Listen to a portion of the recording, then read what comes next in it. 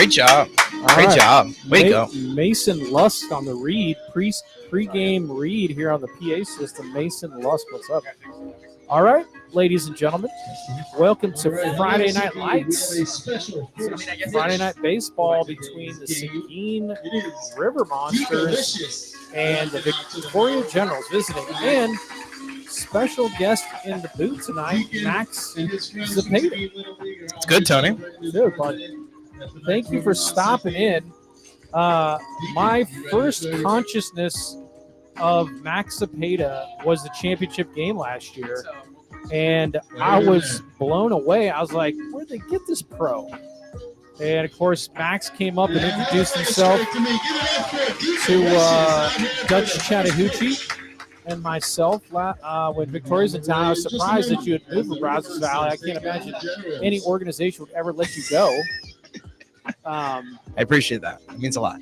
But you are with Victoria this year and said, hey, I'll be up there. And we'll always stop by the booth. Dutch Chattahoochee, a man of many talents, well known throughout the San Antonio film industry, travels the world from Japan to Australia. Is that where he is right now? I don't know if he's Japan with Mr. Marconi or Australia, but he's always doing things. He's a creative individual, and he is not here tonight. And so we have Max up here. I said, come on up to the booth. And honestly, you add all kinds of good stuff. When you were here last time, your knowledge of the game is that of a professional broadcaster. So it'll be fun. Oh, it's going to be a whole lot of fun. It's going to be very interesting. Last night, obviously, a very narrow ball game. Victoria was very much kind of in control of the ball game for much about 2/3 to 3/4 of that game and nearly let it slip away in the bottom of the ninth inning due to a couple of defensive miscues. But, give credit to the bullpen for at least sticking through it. But, no, it's going to be very interesting. And I kind of wanted to ask, as we're kind of in this pregame here, Tony, kind of a question about you, because obviously you've been a part of this franchise since it started back 2 years ago. Yes, sir. Last year, this franchise obviously had a very, very bad month of June, obviously resulting in their incredible month of July and obviously the Cinderella run in the postseason. But 4-8 right now is where the River Monsters stand, and it's the exact same record where they were 12 games in the last season, and obviously they ended up being TCL champs. So I'm very curious, what are the differences between the first 12 games last year to what you've seen so far in the first 12 games this year? Yeah, that's a fair question, and I would actually say they have a different flavor of vibe, because at this stage or early last year, honestly, I did a complete Sabre breakdown and when we hit 4-14, because I was in just disbelief. I was like, we're not that bad. We just aren't. And I looked at our run differential. I took a couple blowouts out of the 4-10 record last year. Not the 4-8 or the 4-14. I waited till we got the 4-14 when I was completely scratching my head as to how these athletes and this team and these coaches could be 4-14. So that's farther down the road, but that's when I really did my crunching. Yeah. And statistically, I thought we were much closer to like a 6-8, kind of situation instead of 4-14. And where we are now is honestly where I think we should be with the amount of errors and walks and run differential. Right. But I always say, so the stats will tell you that. It's like I'm not shocked we're 4-8 with the numbers I'm seeing. And, the errors and the players would be the first guys to be hard on themselves.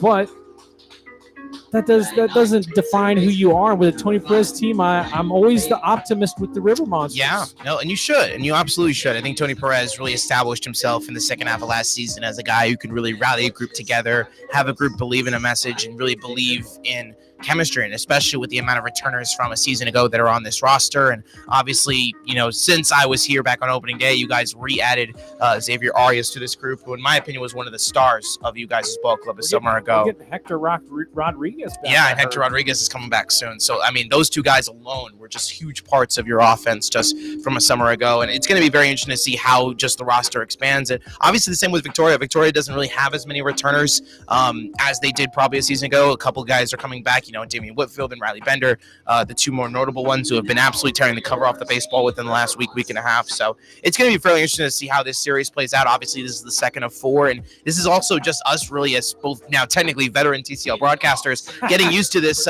schedule format of the 4-game series, two home split basically, which is going to become a commonality really for much of this season. Well, you got with the addition of I think Lake Charles team giving you an even number simplified a lot of things for scheduling, frankly. You don't have to do this sort of like jumping from different city every night. It's like Nicholas Tesla math where you got prime numbers and you can't make anything square and pi goes forever to try to come up with a 48-game schedule. Right. But, it should be interesting. We'll get I'll let you – why don't you do the Victoria lineup, and then I'll go around defensively for the Stars. No, absolutely. Yeah, so for the Victoria starting lineup tonight, not a whole lot of changes from a night ago, but some interesting movement as well. We got Damian Whitfield leading off in center field, batting second. In right field will be Jake Weaver, batting third. The designated hitter, Travis Bragg, who's been moving up and up the lineup over the last week and a half. Batting cleanup in shortstop, arguably the best offensive player right now for the Generals this season, in Riley Bender. Batting fifth at first base, Jacob Sanchez at a UTRGV. Batting sixth at third base, Josh Arquette. Batting seventh. Right now, really the only true catcher really this past week so far for the Generals, and Hal Perez out of UHV. Batting eighth. And left field will be James Benjamin, and batting ninth at second base, Ryan Beatty. Ben Polschultz will be on the mound tonight for the Generals. It's going to be very interesting to see how this lineup goes. First time this lineup as a group is going to be together this season. That was a valiant effort cramming that in before the national anthem as we can see it forming. You nailed that, buddy. All right, national anthem time. They'll do the Stars defensively. Take a break. We'll leave the mic open for the anthem. That was amazing. I noticed. Fans, please rise for the playing of the national anthem.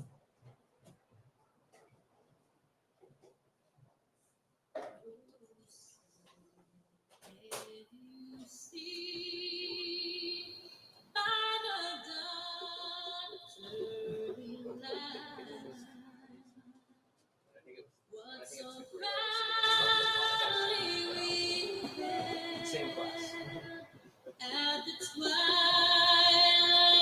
last gleam, whose broad stripes and bright stars through the perilous fight, o'er the ramparts we watched, were so gallantly streaming. And the rugged red glare, the bombs bursting in air,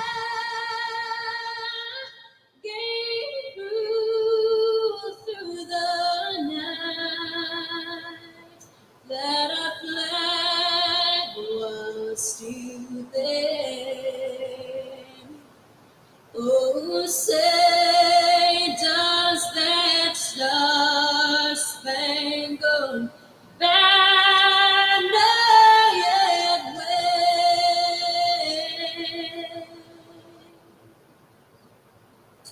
o'er the land of the free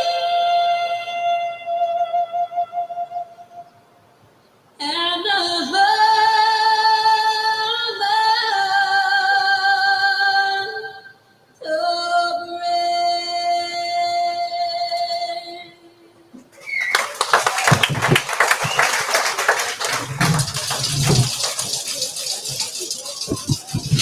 brave. All right. Land of the free and the home of the brave, folks. Love it.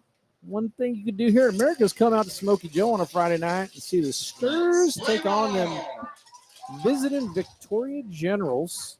And defensively, we'll go around here. Start with Whit Joyce catching tonight. Got Cade Moncrief, and we had Joey Ruiz last night. But Whit Joyce getting the call night on the bump. Colby Diaz. He got the win on opening night, if I'm not mistaken. I believe he did. You got Xavier Arias at first. Second base tonight is going to be the illustrious Austin Strassner. Shortstop Juan Rivera. Third base tonight will be Orlando Samaniego. Out and left, you got Patrick McClellan out of San Diego, California. In center field, laser beams, Dakota Howard. And Thor himself, Evan Janner, you were not here in person to behold his throw from right. Is that why he's called Thor? I'm assuming. I had to come up with somebody who throws thunderbolts. It was, I mean, he was a good 280 feet out there, kind of like rounding it off because like he was down the line, so you couldn't really get perfectly behind it as an outfielder.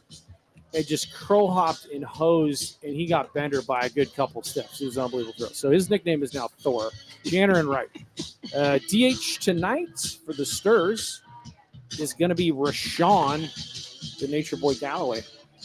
And we're about to get underway here. And that's the guy who I'm really going to be keeping an eye out for really the rest of the season, Tony, for you guys, who I'm probably not most familiar with, and that's Rashawn Galloway. He really, so far, has really exemplified himself as one of the true offensive hitters in this league, even for a team in Seguin that, especially maybe in the last week, maybe has not been putting up the offensive numbers that you want, but batting .359, 14 for 39 to start the season. Obviously, had that incredible home run on opening night, but really has been at least keeping up the pace so far for really you guys. And I'm going to be really interested to see how he does because he brings that combination of both power and able to drive the ball down the field, but more importantly, he also brings both contact and speed, which you don't often see from a DH. Galloway, heck of a player, heck of a start. A lot of guys waiting to get hot. And here is Damian Whitfield. I believe he was a general last year. Yes, he was. All right, I got you fact-checking me. As I dream things up, I just spit them out. I don't even know. And Colby Diaz out of the full wind, which I love to see. I'm a purist. Oh, okay. I gripe like the old man who yells at cloud. Anything that's changed in baseball, I have to gripe about it for 5 years and then slowly accept it. Right. Breaking ball, strike 2. Dropped in there.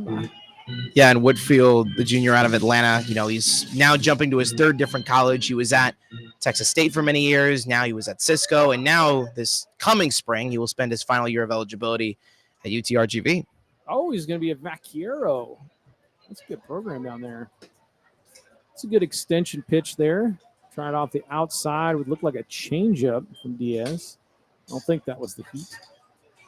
But one thing I'll say about having you in the box, and I'm always kidding, but, I can trash talk Victoria right to their face instead of behind your back. Right. It's like, how many times do you ever get a mixed booth? It's kind of a fun. It is. It's very fun. Because we get a call. I mean, you're a total pro, and it's fun to call the game, but adversarials, because like any call that goes against us, I was like, that's trash, And we'll see if we have any of that tonight. It'd be interesting to be like, no, I think that was a good call. Could be pretty funny. 1-2 to Whitfield.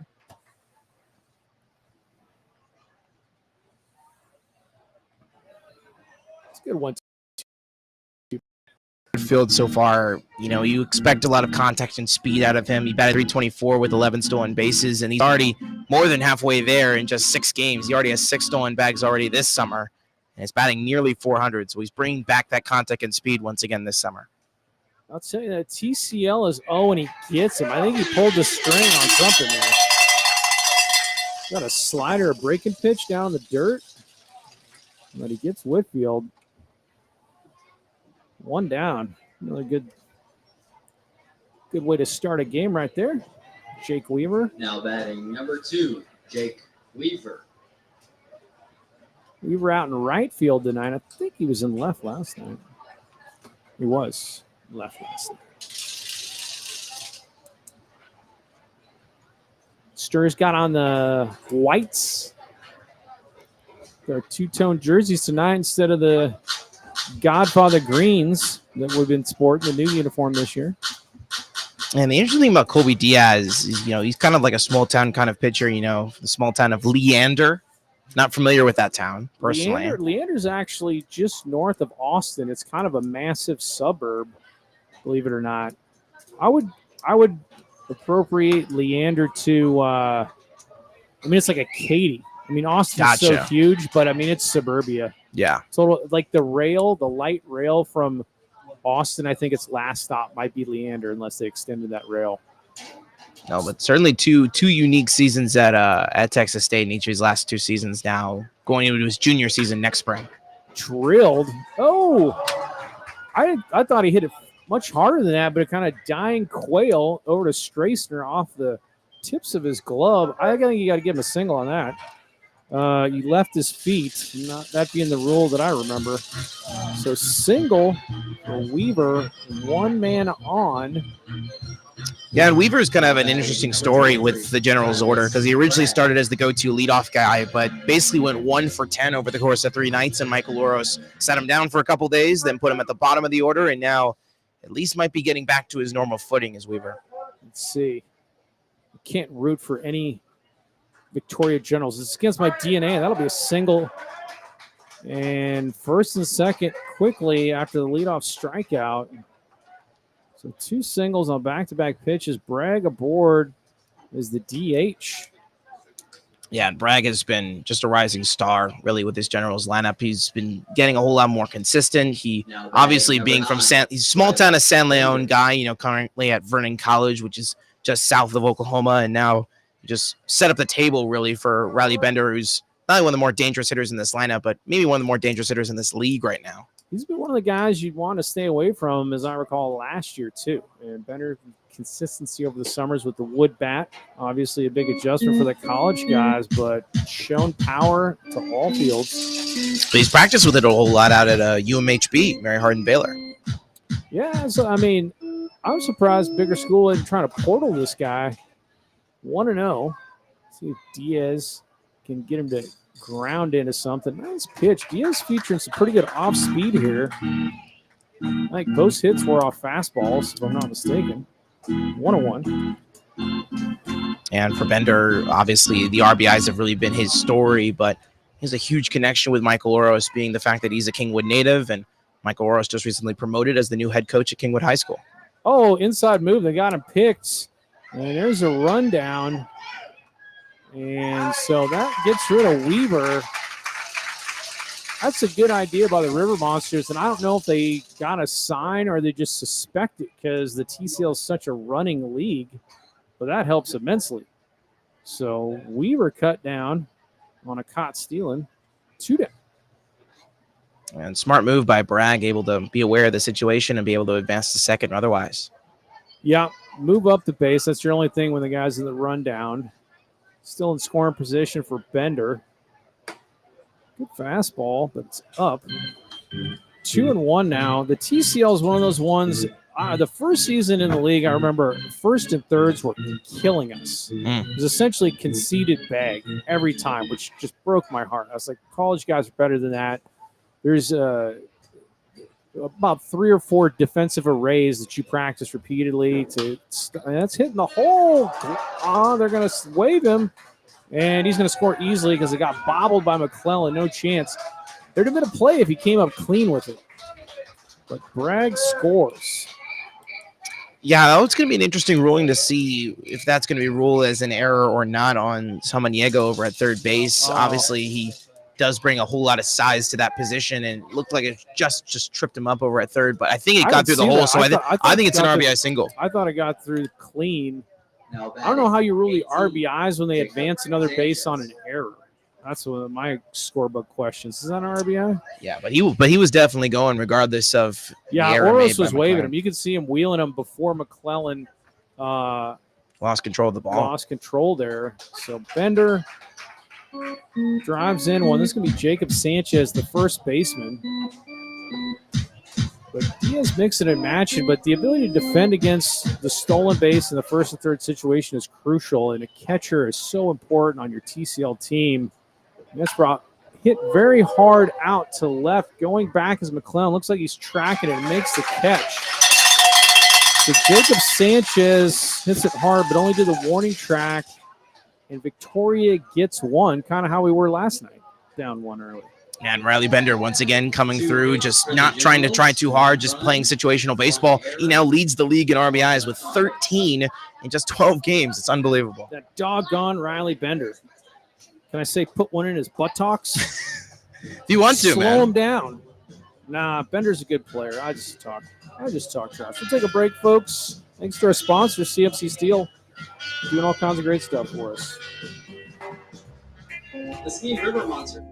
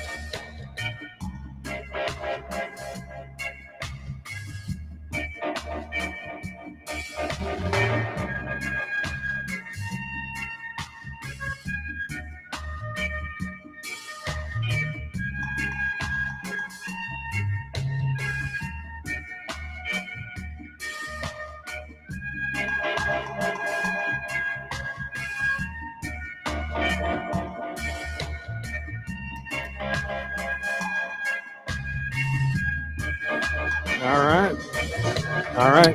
The debate continues on Bender's single. And Dakota. For the River Monster, center fielder number 24, Dakota Howard. And Dakota Howard, obviously, from what I've seen so far of him so far this summer, he is such an interesting story. I've never heard of the town Van Alstyne, I believe is. Oh, drilled into the gap. That could get down, and it does not. Howard is due. He fouled out a couple times last night. Absolutely roped that ball, but closing in on that is the left fielder. That'll be James Benjamin. And Howard stung it, but stung it like a bee. Nothing to show for it. One down. Yeah, that was absolutely torched on the part of Howard. But give it a little credit to Jake Weaver just being able to run down and make the play. A little bit of a son of a. Oh, that was Weaver. That's right. Yeah, it was in right field. So, just able to run it down in his eyes. But, wind's blowing a little bit left to right. So we'll see if maybe lefties possibly take advantage of the wind. Prevailing winds at Smoky Joe is Rashawn Galloway, the designated hitter tonight. Steps in. He was DH last night, but got pinch hit by Strassner rather early on. I was actually surprised. 0-2. Great two-strike hitter is the Nature Boy. Takes outside. We also, I swear, Michael Oro said it was Paulin Schultz. According to his college, which is where according to Ben Polishult's school, there is technically no N in the last name. Really? Okay. Yeah. Maybe they messed it up too. So that was out of when I've heard him pronounce it himself, it's Paul Schultz, almost like where the E you don't even hear the E. Really? So all right. Maybe Oros was messing. Yeah, not trying to correct you there, but no. I want to get it right for the families tuning in. Right fielder, Oros could have been messing with me. You never know. So 2 fly balls. Galloway has to reach out for the Polishultz off speed and flies it out to center. This will be Evan Janner. Big lefty. He's booked at 6'4", 215. Polishultz. Jammed him over to the second baseman. On to first is Beatty. And a quick 1-2-3. Stirs. We're going to have to shake the cage. The Generals get something going here. Deeper at bats, maybe. Yeah, great job. I've been Paul Schultz, able to just rely on his defense, not do too much, just get soft contact. We've seen him already do it this year in his last start against Acadiana. See if he keeps it up. See if we can see. I'm saying we can see more pitches, see more arm slot. But 1-2-3 as it is. Down 1. We'll go to 2. Thanks to Boss's Pizza. See here. That one. That'll be our bump.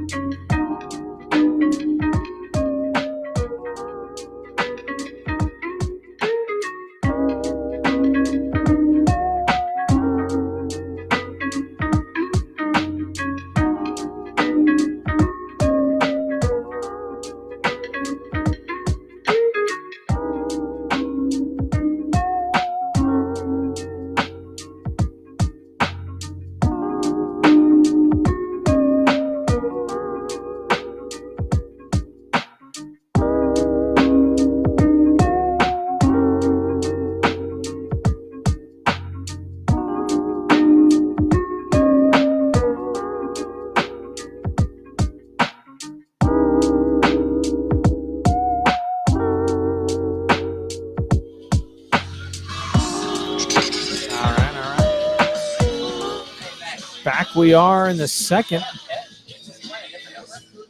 The bottom of one flew by. I think it was like a 5-pitch bottom of the first. A lot of first pitch swinging. Well, no. Yeah. Nobody got deep in the count. Maybe 4 pitches in that inning? Do you have a count? Do you have a count on Janner? Yeah, it was only a 4-pitch inning. No, because Galloway had a couple pitches. It was a 4 or 5 pitch inning. As it is, 1-0. You got Mr. Colby Diaz working to Josh Arquette, the third baseman for Victoria. Diaz looking sharp. The debate on the Bender single versus air, if it was an Olay.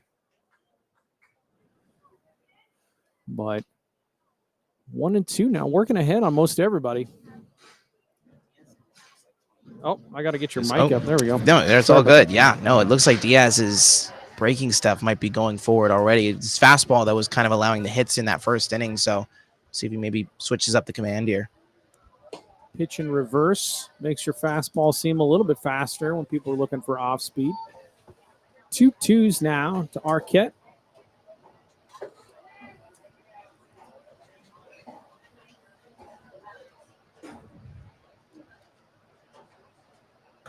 Inside corner. I think that's a pretty good pitch.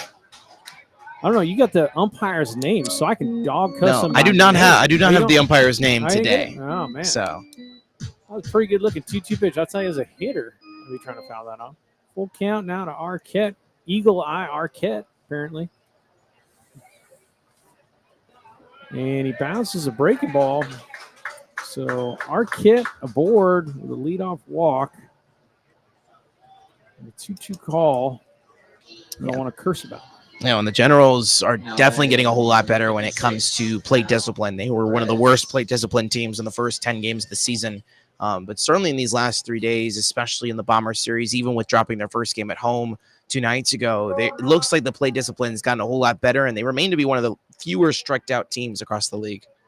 That's big. You can't really see the sabermetric chase rate, the baseball savant type statistics, but as you watch the games, you just get a feel for the discipline in the at-bats, and it makes such a big difference. Last year, the guy who was unconscious for about a 4-week period was Garrett Felix. Oh, I mean, he my goodness, never chased out of the zone, ever.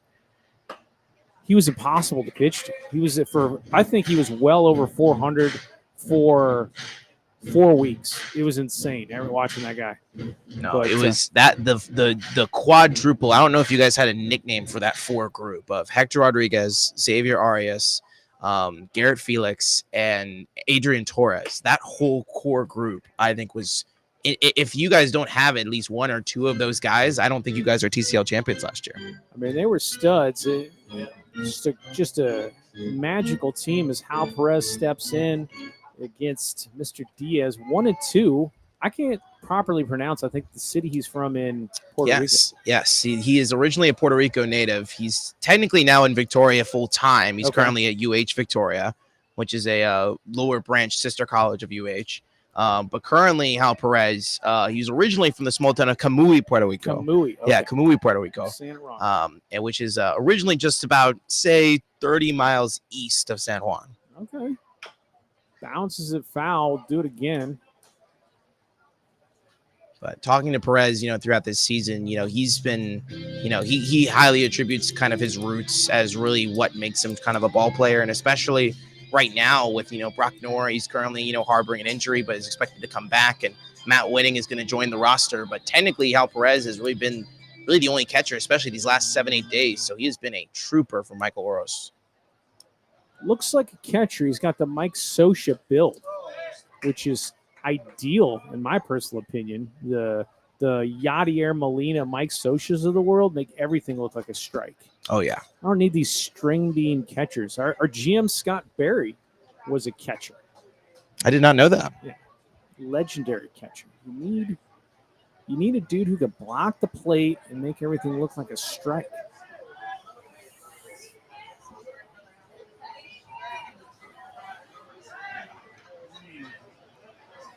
And it's very fair that, Diaz is going back to the well a whole lot when it comes to pickoffs, at least this general squad, which originally wasn't doing that much on the base pads to begin this season, doing a whole lot better, at least, of trying to put pressure on the base pads, especially for speedy guys like Arquette, who don't maybe not have that speed first glance, but sneakily actually do.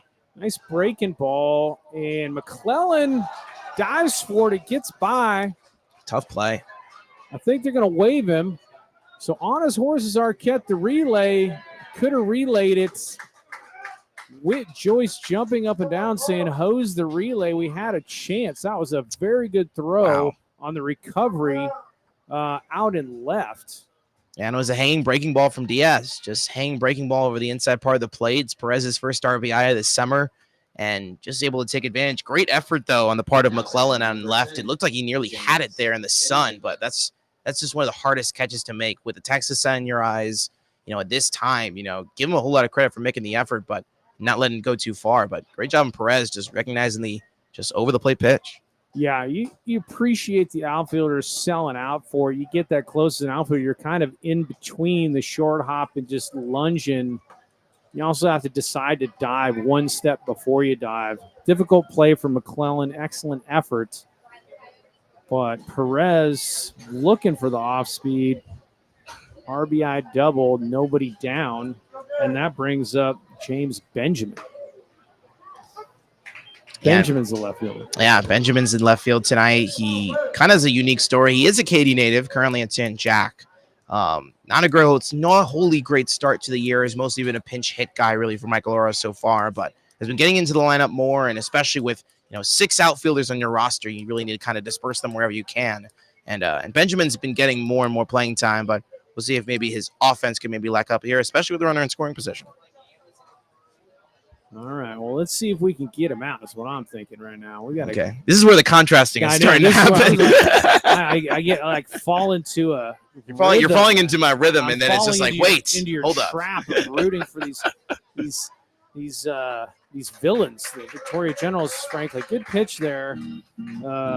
I'm gonna have to do that. I'm trying to give analysis on these guys as much as I can. You're doing great. You're doing great. Yeah. But it's like Jedi mind meld. You start talking about this, I start liking them. You start giving me like it's great stories. History. It's like, I like this guy. All of a sudden, I gotta watch myself. These colors don't run over here. They gotta stay green. All right. Nothing against these young men. So 2-2. Diaz working on Benjamin here. Perez hanging out at second.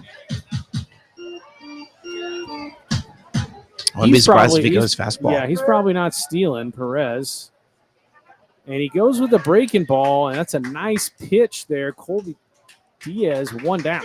Yeah, so clearly the breaking ball is at least the pitch that Diaz at least wants to have as the strikeout pitch, which is no shame in the form of a right-hander who's trying to grow his arsenal, but it's going to be at least the command of that breaking ball that's obviously going to be his make or break because, as you mentioned, we saw the fastball work in that first inning, and it just led to 3 straight singles and another run. So it's really going to be interesting to see if either the fastball command improves or if he can just continue to put that breaking ball in the dirt and try to make these Generals hitters chase.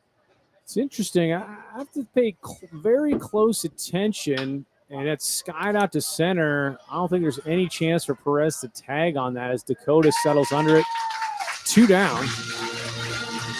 As Beatty flies out on the first pitch. But, I fully don't know Colby Diaz's repertoire. But a lot of times, I think he's working in a change. I saw maybe it was a 0-2 pitch to Whitfield in the first who's coming up. And he's got a good fastball. But we got guys like Thiele and stuff. You can see, rushing it up there different speeds. So I think Diaz is a guy who's living on placement. An example being he hung the breaking ball to Perez, probably not where he wanted it to.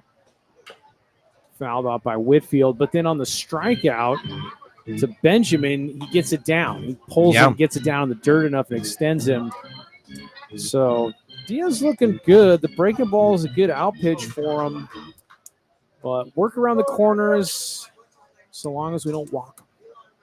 And Damian is going to be a guy who will hit high fastballs. So if you're Diaz here, you might want to go back to that low breaking ball or even the changeup that you were mentioning earlier, because that's probably going to be your best chance. Let's see. Everybody loves a good fastball. That's a harder breaking ball right there. So it's like a breaking ball is up 1-1. Crowd liked it. I like everything. 1-1 to Whitfield. Perez at second. 2 down now.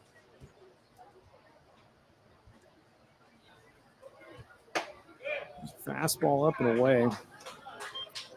And I usually do this during my broadcast on Victoria, and I did this a lot in Brazos Valley. I don't know if you mind. I am a big, updates across the league kind of broadcaster. So throughout the night, I'll be shoving in, random top updates across the league. I love it. Give us the league updates, which I'm terrible at doing, and also any CWS Omaha updates. Oh, absolutely. Yeah. Incredible job by North Carolina today. They are obviously, I think, one of the true dark horses right now in Omaha, and you're able to take care of Virginia today in walk-off fashion. And I wouldn't be surprised if North Carolina makes a title run. It's not fair. You're only supposed to be good at like one of the big sports, right? Like football, basketball. If you're basketball, they might be good at all three. Yeah, I mean, is Mac Brown still coaching football? He is. That's a pretty doggone good pitch there by Diaz. I know that's down and in, but it caught a lot of the plate. So Diaz walks Whitfield. And that's what you get in Damien. You get great plate discipline. He's been bringing that really ever since he really came into college ball. That's been a big part of his game. He kind of was a pitcher hybrid kind of in high school, but then has really transitioned out of that now. And now an opportunity here for Weaver, who I think in many ways is trying to prove himself to Michael Oros again. He's kind of been, back on this trajectory. He's now batting 2 in the lineup. This is the highest he's been since opening day. So if he can possibly come through here, this going to be huge motivation. And possibly that coaching staff would be like, hey, we may need to move this guy back up in the order. Could be singled in the first, but then again, he got himself picked, which every coach sees red. Oh, yeah. When that happens. It happens to everybody. So we'll see here. We got 2 outs. See Diaz work out. If we got to force it any bay. Corner. You better call that a strike. We don't know where the plate is. Yeah, I'm kind of basically dead center here in this press box. So I cannot see the plate at all. You could probably see the plate. I can't. So I can't really see the plate, but I can roughly see where Witt's setting up, and then when they finish, I can see the plate. Okay, now I'm being given a monitor, so now I think I can see the plate, at least from yeah. And by the way, I've been saying this from the beginning. You guys are the best when it comes to having a center field camera. No one else in this league does, and I give you guys so much credit for doing that, because we should have that across this league. Really. We appreciate that, Max. We went for the classic over-the-shoulder Major League center field shot. I thought was integral to any broadcast. Nice breaking ball for strike 2. Yeah. Diaz drops it in. More importantly, just the center field cam just brings so much, exactly like what we're talking about, just the strike zone and that ability just at home to be like, what is the strike zone? What is it like throughout a ball game? And you guys are the only ones in this league who are doing that right now. So I give you credit. You're so used to that shot. Every game you watch. One of the classic shots. We appreciate that. Goes down. It's a great 1-2 pitch by Diaz. Tries to get Weaver to chase 2-2. Good block by Whit Joyce. Yeah, incredible block by Joyce. You give that a whole lot of credit. There's so many guys in this league, especially catchers, who, have to deal with a whole lot of wild pitches, especially in the beginning of the season. And those who are able to block them, you have to give them a whole lot of credit. And good job by Joyce. Whit Joyce, UTSA Roadrunner out of Lytle. Oh, man, I forget. I have to look up the roster, but it might have been one of their outfielders, also a Lytle guy. Man, maybe it's the All-American, the center fielder. Look at their roster. Yeah, UTSA, the last name was Lytle. That's what I'm getting confused. Lytle's right. The guy. Right. Yeah. Their runners go lined up the middle again. Wow. And Dakota Howard coming up gunning, but he has to hold it and just feeds it into Rivera. So runners go, and then Weaver on top of that singles up the middle. So Perez with a head start scores easily. First to third goes Whitfield, and that's 2 singles for Weaver. I'm going to get that guy out. start plunking people? Yeah, No? he is. Yeah, that was just a simple fastball away. I really thought that it was possibly going to fool Jake, but he was able to kind of just stay on top of it, just get it off the skip off the mound, and kind of fool Rivera over at short. So if that ball is maybe staying flat, Rivera maybe reaches that baseball. So give credit to Weaver, great bat placement, and I didn't really thought Weaver was going to get waved, but great job by Oros just putting up the stop sign. Yeah, I mean, it's the hitting psychology. There's that defensive indifference that drives me insane on the first and thirds. If you've ever scored baseball before, defensive indifference is the hardest thing to identify easily. It's the hardest thing to know. I don't. I mean, giving up second base, I think, and there's so the plays as follows: is you jump up as a catcher, you look like you're going to throw it to third, and then throw cross body and just fire it to third. That's one play. Catch a guy at third sleeping. He thinks, oh, he's going to second, and you just kind of like fake him out. It's like those little deke moves when they back pick to first. Right. They look like they're throwing it back to the pitcher. So there's that. That's one move, straight up deception. The other one is you jump up, gun it down there, and it's either the shortstop or the second baseman is absolutely sprinting with the runner going and crashes and cuts it essentially on the grass behind the pitcher. Like cuts in front of the bag with the full intention of either throwing a fastball to home or back picking to third because the guy takes a jab step as he sees the throw go down. So that's the other kind of like deke play. And then third being you can just let it go all the way and try to catch him stealing if you think the guy at third's not going to go. Right. There he goes 2-2 now to Mr. Bragg. Bragg singled and scored in the third. But there's a number of things that most of these guys probably practice as JUCO. I just drives me wild giving up another guy in scoring position, taking away a force. Shot the other way, but foul, I believe. Yeah, and if you're Colby Diaz, you have to get Travis Bragg out because obviously the obvious factor is, you got the dangerous Riley Bender on deck, but more importantly, Bragg is someone who is going to be, he's probably one of the more aggressive swingers across the TCL. He leads this currently team in strikeouts, and he only has played 6 games. So if you're Colby Diaz, this is a great opportunity here to possibly take advantage, but if you're Bragg, there's a very large hole right up the middle of the infield, and obviously could possibly bring in maybe even 2 more runs. Already down by 3. We got to stop the bleeding here. And nice breaking ball, but Bragg drives him in. Oros is going to wave him, and he holds up. Good to do so. It's an excellent throw from McClellan. So Bragg, RBI single on a breaking ball.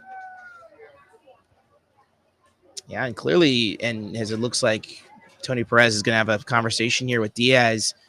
It's very interesting to see what the conversation is going to be like here. Obviously, you're not going to pull him out, 1 2/3 innings. It looks like there's probably already a guy warming right now in your bullpen. But, Tony, it's going to be very interesting to see how Diaz kind of controls it. Because I mentioned earlier, the breaking ball command was going to be key against this Generals lineup that really can just pull balls up the middle and just clearly play small ball. That's really what they've done all year, and that's what it's really taught in the TCL all year because it's hard to hit extra base hits and especially hard to hit home runs in this league with the wooden bats. But I'm very interested. Diaz is like a couple times now with the breaking ball command. He's been trying to get to it as the strikeout pitch, and so far it hasn't worked out for him, at least in this inning. Yeah, I mean, sometimes they're going to hit your good stuff. Diaz, fastball and breaking ball have been working, but then again, they've hit both fastballs and breaking balls, but in every situation they've been up. So if they're laying off the stuff down or the ump's not giving him the stuff down, he's got to get that stuff up in the zone. And honestly, Victoria's going deeper in the count, so he's getting himself in 2-2 situations where you got to come in the zone, and then the breaking ball is up. But you have to say the Sturs or the Generals, they ain't popping out, so they're getting hits when it counts, and that's what you got to do to win ball games. So I would prefer him do that and give up the hits than base on balls. Come in the zone, challenge guys. I have no qualms with how he's pitching. Sometimes the other team just gets the better of you. So right now we're down 3 or down 4, and this is Bender. And fastball gets by Bender. That doesn't happen too often. So 0-2. could be when that happens, you are looking for the breaking ball. It changes your math. Pitch count certainly getting high up now for Diaz. Yeah, this is a 7th batter in the inning. Again, throw it, get him in the rundown. Yeah, I'm kind of surprised. It was in the case of, if you're behind the plate and Will Joyce, and I obviously with your baseball experience, you would know this. If you're a catcher, you have to be signaling when it comes to runners in motion, especially if your pitcher's maybe so in focus with the sign and everything, like especially when you have an infielder coming in, there's certainly an opportunity to possibly get one out, but don't want to risk the error, of course. Nice breaking ball there from Diaz. Yeah, I mean, there's just a lot. I think you just got to defend that play. That's what, and that it arises over the course of the year on. Is that defensive indifference too, technically? Or is that? I feel like that might be a stolen bag. That could be a stolen bag there. I'm not sure. Defensive indifference comes up when it just doesn't matter. The score is so out of hand, and you're just conceding it because it doesn't matter. But Scott foul, Janner can really cover ground, but that's out of the stadium. Yeah, I guess you got to give a stolen base to brag on that. Yeah, and that's his first of the summer. So, and definitely continuing to just add to the fact that this Generals team, which in the first week of the season was last in the TCL in stolen bags, trying to at least bring up that number. Michael Roros has been harping on them to be more aggressive on the base pads, and really, especially in these last 5-6 games, it's been really, really ticking up for them. First and third is killing us, and I would say you got to make the throw. You got to try to run down there. It's the onus is on the infielders to get him in the rundown, and you have to, because the guy on third is going to go as soon as you feed it to the first baseman, because now he's running away from the play. Everybody knows that. You got to train the fact that that's going to happen. You bust the spin move, but I mean, and you fire to the plate. Right. Well, we've got to defend it. I think at this level of baseball, you got to defend that play. Second and third, 1-2 count to Bender. Colby Diaz trying to work out of trouble here. Breaking ball in the dirt would be smart here for Diaz. Extend him off the plate. And maybe a sinker or something. Splitty. Topped into the ground by Bender. Still 1-2. We'll do it again. And just got underneath it if you're Riley, and looks like the defense at least is trying to play a little bit more spread out, and completely understand that, especially with Riley being just such a great hitter of just being able to attack really all sides. Yeah, I've seen Bender go oppo with well, how should I say? With authority. And so you can't really shade your second baseman. That's one way to put it, yeah. Yeah, I mean, he went. I think it was maybe a wrong jab step on a right fielder. I know he's gone over a right fielder's head. So you kind of have to play Bender straight away. There's not a lot of shifting in the TCL. The count goes 2-2, 2 outs.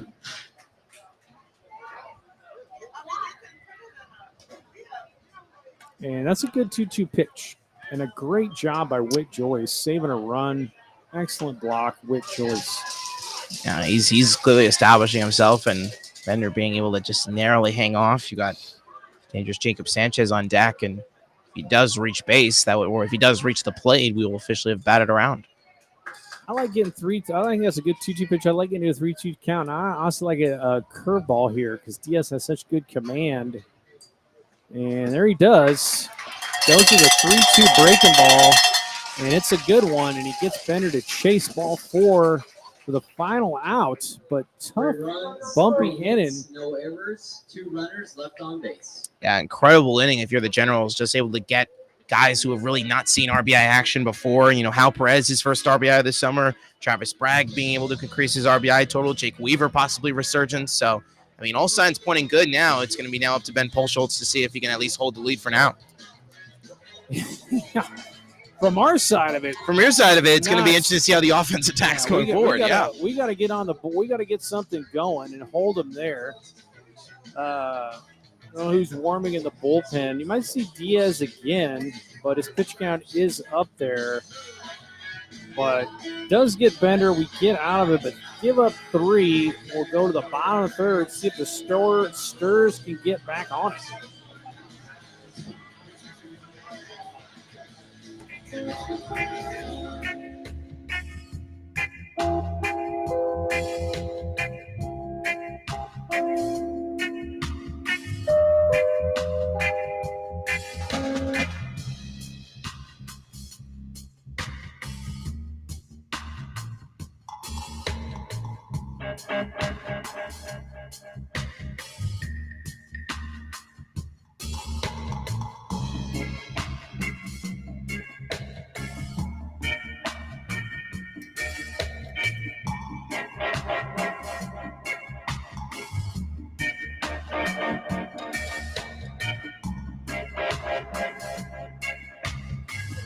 Yeah, there you go.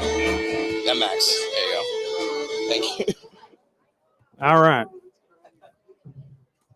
Schultz to McClellan, flashes bunt, takes ball 1. Now batting left fielder number 4. Yeah, your incredible production manager just sent me this incredible meme of just someone telling your ball club to say, "Come on, do something." So you guys have a great social media team here. You guys here. are spies. You guys have a great social media There's team. no crushed, but skied out to left.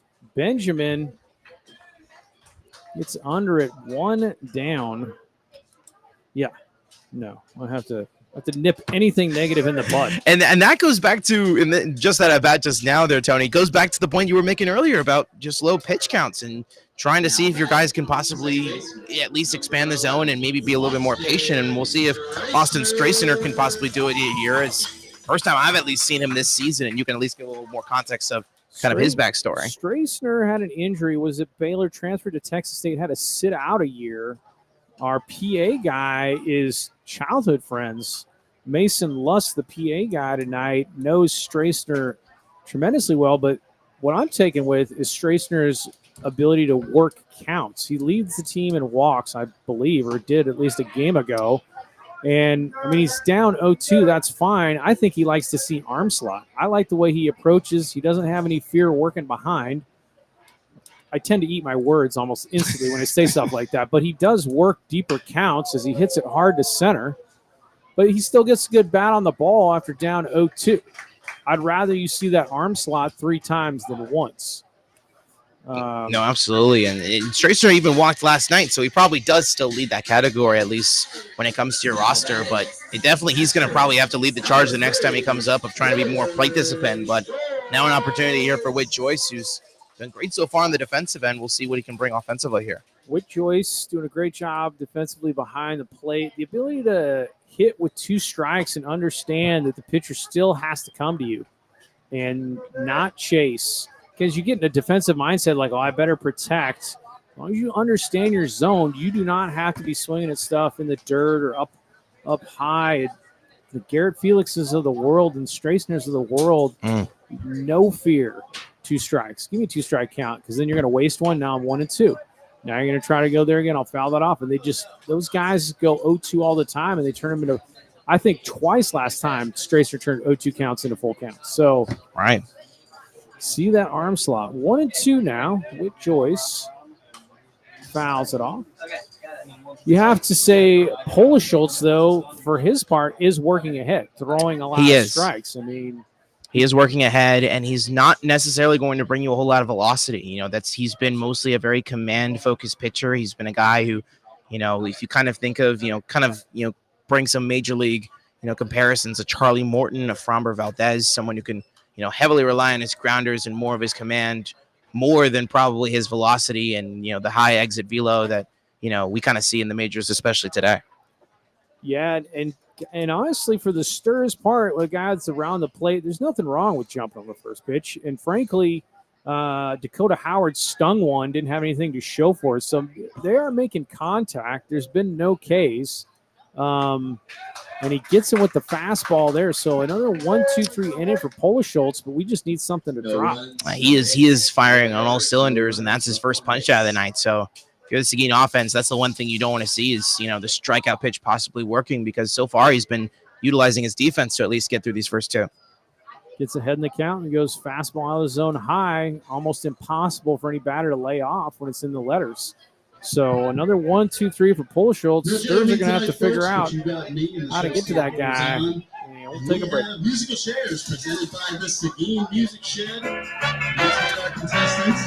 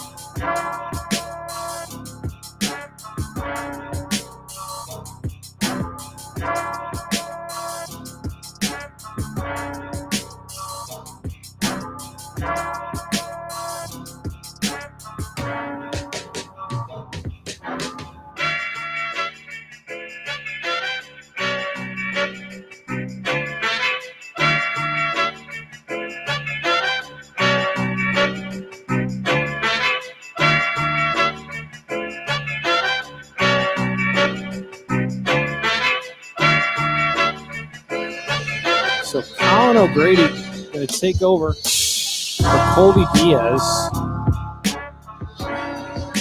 Yeah. Get the mics turned over here. No, absolutely. And Colin O'Grady so far only 2 appearances, no runs given up, only 3 hits, 4 walks. His one time at home, beating back on June 2nd against Acadiana through 2 2/3, 2 hits, no runs, 1 walk, 2 punch-outs. Last time, though, in Bryan against the Bombers, 2 innings, 1 hit. Both of his appearances, though, Tony, coming in blowout losses in which his at least good pitching on the mound doesn't really come into play. Now here he is in a much closer game in a 4-0 situation, and going to be interesting to see if O'Grady can at least handle the pressure and try to slow down this red-hot offense. Yeah, we got to do something. We can't keep giving up numbers like this. We're going to be down 10-0 in the 5th if this continues. So O'Grady, Bossier Parish, BPCC, for those of you who know, they put a lot of dudes in the TCL. Huge. Emil Estrella went off there, I know for a fact, during the JUCO season. And there's that like 3/4 arm slot breaker from Colin O'Grady. It's just nasty. And Sanchez has had a little bit of struggles so far this summer with the strikeout ball, so see if he possibly tries to get him here with that awkward delivery. And there it is again. Oh, my goodness. So Grady just breaks it off on your hip. That's got to be his aiming point, and then it's disgusting. Just gets more spin rate with that arm slot, just pulling across the front of the ball. 0-2 now. And usually what you do is do that same pitch just off the plate, and there he goes.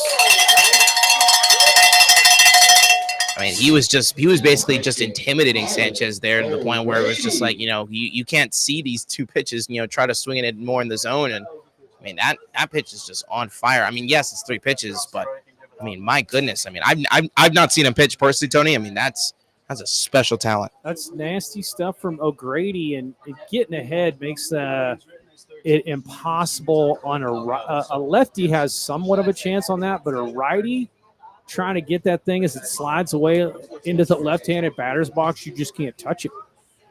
So no, you cannot. 1 down, Josh Arquette. And then the thing about that arm slot is the complementary pitch with guys that have this lower angle is that fastball there that runs back toward your hands because they get that extra run the other horizontal. So 1-1 to Arquette. Like what I'm seeing from Grady. Diaz wasn't bad. I'll have to go back and look at his base on balls. I'd rather have Victoria hit than walk. Another breaker. Missed absolutely nowhere from here. Oh, and clearly Arquette's going to try to possibly resurface something here. He's already been walked and came around to score. And I think he was the walk. Yeah, I guess there was 2 base on balls last inning. Well, walks will kill you, they say. And he does. He runs a fastball in on Arquette 2-2. It's tough for righties to contend with. This is one of those matchups where left-handed batters, just that extra millisecond look helps you, and the angles. Runs the fastball in, count goes full. Yeah, great opportunity here for Arquette if he can try to see if he can lay off this one. He's done really good with his plate discipline as of late, but once again, the Seguin defense, wide open hole up the middle of this infield. I like a 3-2 breaking ball again. If you've shown you can command it, why not? And he goes with the fastball, and it's bounced up the middle. And Arquette is going to have to get Ruby ruled a single on that. Yeah, as Straysner was running basically all the way from second base, and it was just such a difficult play, but literally mentioned it right before the pitch. Hate to call the shot there, but I mean, that wide open hole is just so hard for middle infielders to try to possibly get back and try to throw across your body. So now a great opportunity here for Al Perez, who is coming off maybe his best at bat of the year, already collecting his first RBI. It doubled last time up. I like, because Straysner looked like he was fully in control, breaking that pitch off of your hip. I would like to see a 3-2 breaker there. Witt tries to frame it up, does not get the call. 1-0 to Perez. See if the Generals continue to run. I have no idea on Arquette's speed. Very sneaky speed does have Arquette. So far, only 2 stolen bags this summer. Yes, he did. So they're going to call that a strike. As Perez offers at the fastball, could not hold up. And O'Grady focusing a whole lot more in comparison of Colby Diaz, just focusing much more on punching the zone, trying to be much more of a velocity guy and trying to get balls past guys. So see if that approach maybe works for him. Again, way off is Arquette shuffling a good, like started his secondary before O'Grady even went to the plate. I'd like to see Whit Joyce do a little back pick here. People get antsy. I know Whit Joyce wants to gun people because I've seen some body language says he's frustrated with the first and third situation. Of course, he wanted the cut throw to be made by Rivera on the play. So he's just chomping at the bit to gun somebody down. 2-1. Big jump off, and there he goes. He got a huge lead, and Joyce guns it anyway. Great jump by Arquette. I mean, he jumped a good 10 feet off the bag before O'Grady went. So stolen base. And it looks like that was probably a ball in the dirt, so it looks like this was. Yeah, so this is, I think this is probably a 3-1 count now. Was it 3-1? Tail pitch to throw on. Joyce is going to go get signed, squared away with O'Grady with Arquette on second. Well, at least take this time, Tony, to at least check around across the league. And I hate to be the bearer of bad news because I was giving you guys so much credit, but Baton Rouge Ruger's broadcast also has a center field cam. The Sons of Guns. Yeah, those Sons of Guns stole it from you, but it's no score currently with them, and the Gumbo Gators currently in Baton Rouge, and Bombers in full control, 6-1, going to the third against Acadiana. Now, that's good to get the multicam going. Good for the Rug. 3-1 now, and it's up to Perez. I like the fastball. Misses in. It's that run. A lot of times, dudes with that arm slot will plunk a lot of righties, and that fastball is almost harder to control than the breaking ball. No, that's entirely true, and great opportunity poses here now for James Benjamin. Possibly poke it here if he wants to pull it, but the way the high fastball is working right now for O'Grady, you want to possibly lay off that pitch. So this is going to be James Benjamin, Cade last time, but that is a conundrum because if you're a regular over-the-top arm slot, if anything, your fastball's running up in the zone and you kind of want that jump if you're trying to elevate the fastball and get by guys, and then your breaking ball's diving down. So vertically, you're more in the zone, but if you use the same release point when you're breaking it off on the hip and then your fastball, your body's just like, I'm out here with my arm. That just tends to tail up on in to the righty. So they get the nasty stuff, but it's almost Nice pitch. O'Grady gets in on the hands with a fastball. And Semeniego I thought he was going to turn 2. loses the handle, pulling it out of the glove. Yeah, it's a difficult play. It's Samaniego looked like he was trying to possibly barehanded there as he kind of chews his glove in anger. But now you got the bases loaded here, and you basically have the exact bottom of the order. Ryan Beatty hasn't really had these many kinds of opportunities really so far this summer. This is probably going to be his first major RBI chance. He does have 2, but both really came on sacrifice flies. He's only 2 for 18 for the summer. So great opportunity here for Beatty to maybe have his best at bat if he can take advantage. We got to get him if we can. Force it any base. Oh, the thing about it, I don't know if Semeniego was a lot of times when you have a double play happening and you get a nice big candy hop like that, you're already thinking about the turn before you field the ball. I do feel like that was an E5 though. Yeah, it is an E5. And when you get ahead of yourself, that's what happens. You bobble. So thinking about the turn before you control the ball, perhaps, I don't know, but it's 2-0 to Beatty. And once again, O'Grady and the Stirs, we find ourselves, not O'Grady, but the Stirs, we find ourselves in a tight spot with 1 down.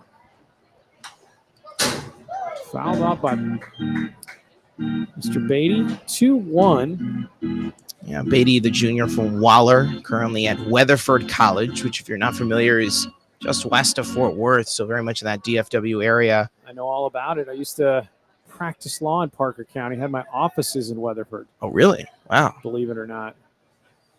No, I tell you, I was joking last night about when I did the jail run in Parker County, and that was a sweet gig whenever you got it.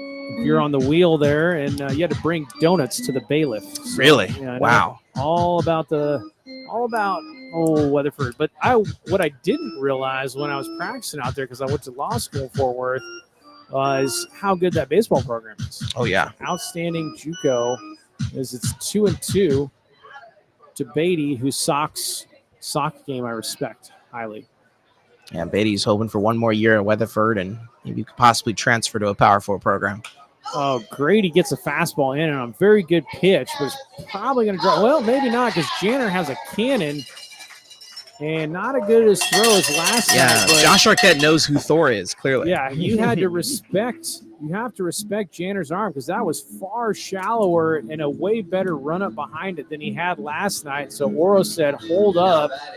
You be running into an out. So the throw was to the wrong side of home plate. So maybe you do score if you send him. So just the fear of Thor's arm might have saved us a run.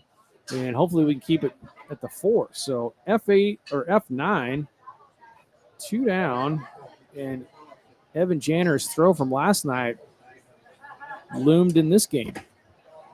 And I'm very, very intrigued to see how that setback goes, Tony, because we've seen Colin O'Grady be very aggressive with these high sweeping fastballs. But if there's anyone who you do not want to have high sweeping fastballs, it's probably this man at the plate, Damian Whitfield. Mr. Whitfield, 1-0. And so it's interesting with O'Grady, and I don't know if he's changing arm slot. I got to take a close look here.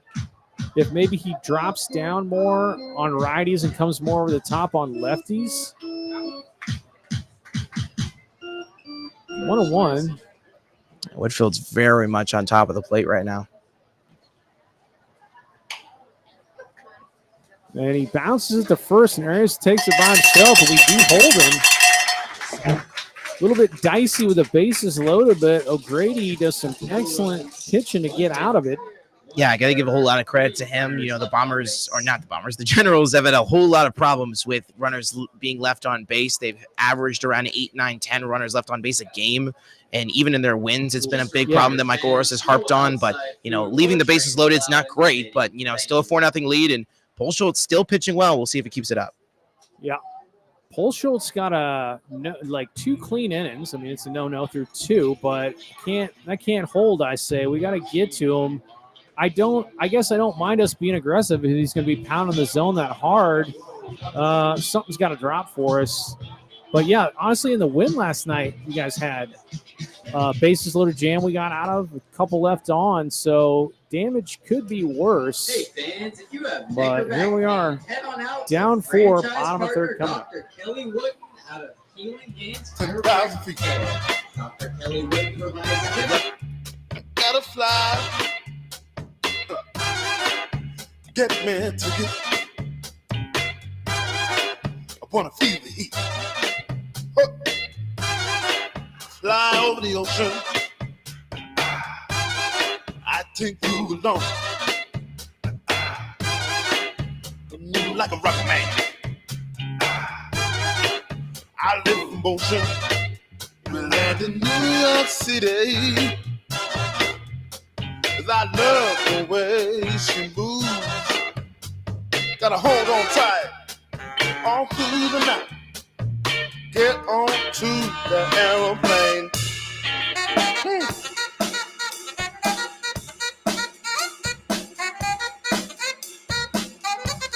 Oh, that's right.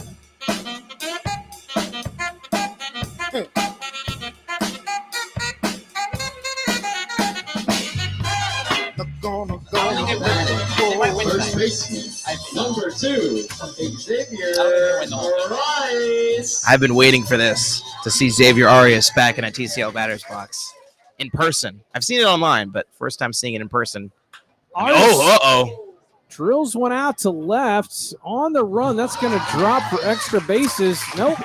He's going to hold up right Sheesh. there. Gosh. He's really going to be a thorn in our thighs, really. I've moved teams, and he's still a thorn in our thighs. Yeah. Xavier Arias. My goodness. Got So much talent. The man of steel. He had an excellent year at TLU. Hit over 300, I think. Or near 300 with 7 homers. Everyday player for them. And leadoff single finally gets to Schultz. And that's what we needed. And this is going to be Orlando Samaniego. Yeah, I mean, last summer, batted 289, 18 RBIs. His past year, like you mentioned, at TLU, 7 homers, 36 RBIs, nearly 300, 12 stolen bags as well, a slugging percentage just over 500. I mean, it's just talent all across the board from this guy. Yeah. And Lavernia native. Arias' dad, I far from believe, is here. a head coach, too. So there's a lot of athleticism and work ethic throughout that whole family. Samaniego's a vaquero. You got to be proud that he's also basically a local product. 19 miles from here is Lavernia, so it's very much a local product of this roster. Squares to Samaniego. Yeah, Tony Perez on Media Day said that they made a concerted effort to get as many players as they could near Seguin, which is cool. So truly hometown heroes as it goes 3-0. Schultz might be mortal. Was it 3-1? Good hack. Shot the other way. Long run for Benjamin. Going to be foul. So it's 2-2? Okay, 2-2. And Schultz, obviously, you're heavy relied on his defense first 2 innings. The big thing for him is just going to be really to make sure balls are staying in the zone and make sure you can get guys to get on top of it, because his slow-moving fastball, which is kind of like a running fastball at the top of the zone, hitters can get on top of and can possibly force double plays. Misses outside of the breaking ball. It's an excellent, excellent job by Samaniego to lay off that. That is perfectly where you want your breaking ball to a lefty. It was just off the plate, and that looks like a strike the whole way. So full count, and he goes back to the well with a breaking ball, and they're going to ring Samaniego. Oof. Drops it in on the full count. A great breaking ball on the part of Schultz. Definitely a little bit close call, so you understand why the Smoky Joe fans are a little bit more frustrated with that one. But now 2 of 3 batters now strikeouts here for Ben. That's tough. You're always 3-2. You're kind of like thinking fastball, guard against, but it's almost, if you can drop the 3-2 breaker in, it's going to fool a lot of guys. So the fastball is up to Juan Rivera. Want to know, Juan Rivera walked an astounding 28 times in his college season. It's a ton. I also think Rivera is such a unique story. There goes Arias, almost a pitch out, but Perez can't handle the transfer, so stolen base.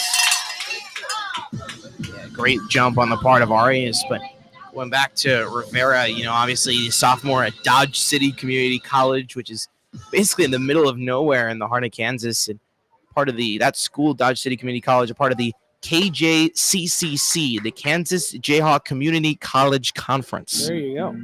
That is a tongue twister. It is a tongue twister.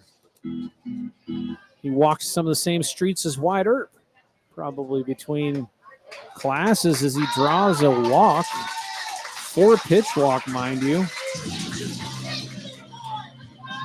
So first and second, back to the top of the order with Dakota Howard, but he did have a heck of a year out there in Dodge City. Wild West town full of gunfighters back in the day. It's a great opportunity here for Dakota Howard, possibly take advantage. Wide open hole right now, 4-3. If he wants to possibly pull one here and score Arias. And Paul Schultz a little bit harder with the fastball command now, might be losing it. Breaking ball. Drops it in for a strike. Always look for tendencies on. I was a left-handed hitter myself. And I really? would study these guys, and I would make up my mind before I even got into the batter's box what he was going to throw me first pitch. That's a great mentality to have. And a lot of lefties love lefty curveballs against lefties. So honestly, I look for curveballs more in left-handed at bats than I did fastballs. And I got jammed a lot by lefties, but I also hit a few homers on that hanging breaking ball because it just seemed like that was more of my diet on the lefty-lefty matchup. Smart. It's absolutely smart. You take advantage and power the ball farther. And honestly, especially early in the game, if the pitcher didn't know me, I just assumed that was his philosophy. And they changed pitchers a lot, but I was like, I'm going to get more fastballs if I start roping his curveball. So I wait for a hanging curveball, drill that into right field, and I was like, okay, well, now I'm going to get some fastballs. So it's all the psychology of baseball. 2-2 now. And he goes with the breaker, but it's up. I respect the zone. Very close call. A lot of umps could have rung on that one. I thought it was a high pitch. So I am a homer. No, I know. Full- I understand. full I count. saw it on our feed right here, and definitely a little bit closer than average. So you can understand Perez's frustration behind the plate. And he misses. So Dakota works a walk. Yeah, now this is a play at any base situation here for the Generals, and probably the wrong person you want to have at the plate right now if you're Paul Schultz and Rashawn Galloway, someone who can just clearly just use a whole lot of exit velocity and just power one down the line if he wants to, just get a ball up the middle, or hey, even go yard, because we've seen him do that before. So ideal spot for the Sturs to get back in this thing, and if you don't, these are the moments you look back on and you're like, man, we got to capitalize. He goes down and in, Paul Schultz with the breaker and turning it into a hitter's count right off the first pitch. So Sturs looking to get something back here with our leading hitter. Smart mound meeting here for Perez, just trying to slow his guy down. Perez, obviously the more senior of the two battery members here, so just trying to really calm down Paul Schultz here, and no one in the Victoria bullpen, so this is still very much his game. He hasn't given up a run, but it might be tough to dance around this situation. But Perez talks Paul Schultz. They get on the same page, and Galloway, the natural guy I want up in a bases-loaded situation for the Sturs, up to the plate. Paul Schultz out of the stretch, goes fastball, and that's the pitch that Galloway wanted, and he missed it. He's frustrated with himself, so infield fly rule, 2 down. He just got underneath it. You can see Galloway's frustrated with himself clearly, and it's exactly what you mentioned. It's that high fastball, and I mentioned earlier, Paul Schultz doesn't really have the velocity to really blow balls by you. So when you have possibly a fastball in your wheelhouse, you want to take advantage, and Galloway did. He just got underneath it. Yeah, just missed that pitch. Swing and bunt. If Paul Schultz makes the play, and he tagged him. So he gets Janner on the tag. And this is the innings we look back on. Both sides getting out of bases loaded, 1-out jams. I went from the happiest guy in Seguin with bases loaded, Rashawn Galloway, 2 pitches later. And Victoria Generals walk away unscathed. Unbelievable. That's been Paul Schultz for you. Special thank dodging you to bullets, Centex Elite and we Baseball go to the for top sponsoring our of events this 4. season. Thank you.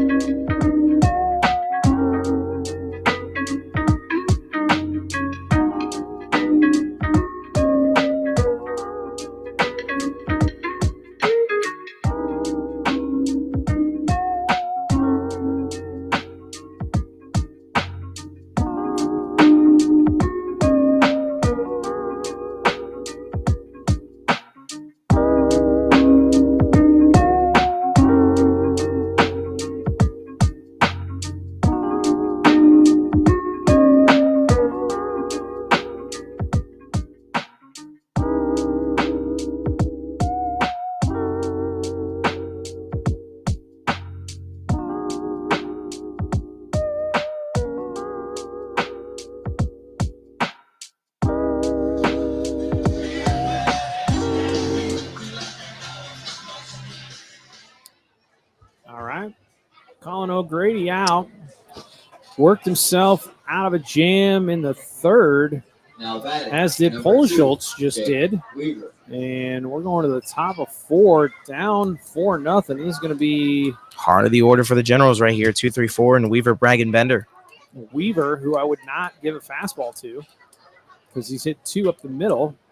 And frankly, in both of those at-bats, he waited till he got a curveball that missed. And he's like, well, I'm just going to assume the next pitch is a fastball. And he drilled it up the middle twice. He did indeed. And I know you wanted scoring updates from other entities besides the TCL, so I'll at least give that to you here after the 1-0 here from O'Grady as he tries to work quickly. And Fastball misses in. currently just the top of the 3rd inning, and it's a shootout right now in Omaha. Number 8 seed Florida State, 7-4 lead over the number 1 seed Tennessee in a huge matchup. Volunteers probably the favorites right now in Omaha, and Seminoles have just had an incredible year. Outside corner, 2-1. The Seminoles, one baseball alum from there. There's been many. So many. I think J.D. Drew was a Seminole, if I'm not mistaken.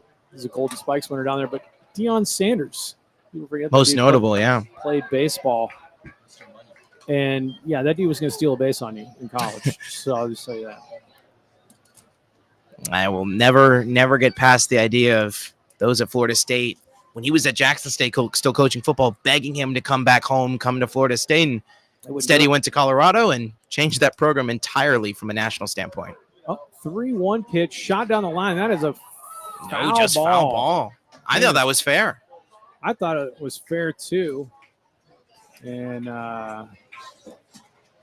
it looked like it landed inside the line. I'll take that every day. Full count on Weaver. Yeah, that is just hooking. And if you're a Generals fan, probably if you're sitting on this right side, you might be screaming right now. But if they're not screaming, maybe it was foul. Nobody else seems to be as shocked as we were, but my eyes have terrible vision. So full count. O'Grady going to come back and do it again with Mr. Weaver. Temple Junior College is where Weaver currently plays right now. Temple Incredible year. At over 400. And he misses outside fastball. So leadoff man aboard.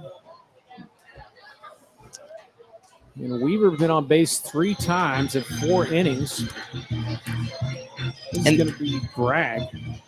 Yeah, now you got an opportunity for Bragg here, but Weaver reaching base all 3 times. And was going to mention this earlier right after the College World Series update. Not sure if this is in your wheelhouse either, but Dallas Mavericks up by 18 points early in the second quarter. So they try to survive a possible sweep. I mean, Mavs, come on. Down 3-0. You got to win game 4.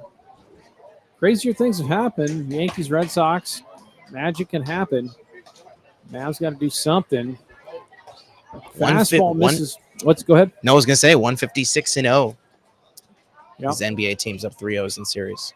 That's what it was with baseball forever until the Red Sox pulled that off. This is where we need the defense to pick us up. There goes the runner. Joyce gets off a pretty good throw.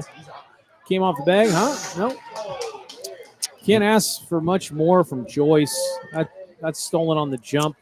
Weaver might have been right behind the tag. Just you're incredibly right. That was an incredible throw by Joyce and great effort though on Rivera's part over at short. But it's like Weaver just got his hand just around him really. It was a fastball, good pitch. It was outside. Joyce jumped out. Wasn't a pitch out, but great pop time by Joyce, and he still stole the bag. And there's O'Grady with a fastball, and again hitting them where they ain't. They're gonna hold him right there, and this is where I want to pull my hair out if you don't defend first and thirds, because they keep happening, and you keep turning first and thirds into second and thirds. You got to defend that play, and they're going to steal again, and we got to do something. Hopefully, we talked about it. No, we have, and hopefully, Tony Perez's guys maybe hear you on that one, but give a lot of credit to the Generals' offense. I mean, they've been just hitting in the opposite field so many times tonight. I mean, I've been watching this team for much of this season. They are getting a whole lot better at trying to spread the ball across the field, especially near the top of this lineup. And here comes Riley Bender again. I mean, I'd rather have that than a walk. So let him put it in play. Just happened to hit it in the hole. Could have gone to the shortstop, been in a double play. Who knows? As he skies it out to Janner, and he's going to gun it in. And that was going to be 2 offline to relay. So Bender, RBI, sack fly, sack 9, and Weaver's going to score. If there's any silver lining, it's no longer a first and third. The second RBI of the game already for Riley. Continuing to just punish and make sure to just play situational baseball. That's really just been his story really much of this summer, and really these 2 summers really over in the VIC. Yeah, Bender was a force last year, so gets the RBI there, makes it 5. And this is going to be Jacob Sanchez. Good pitch by O'Grady. Get him fly out.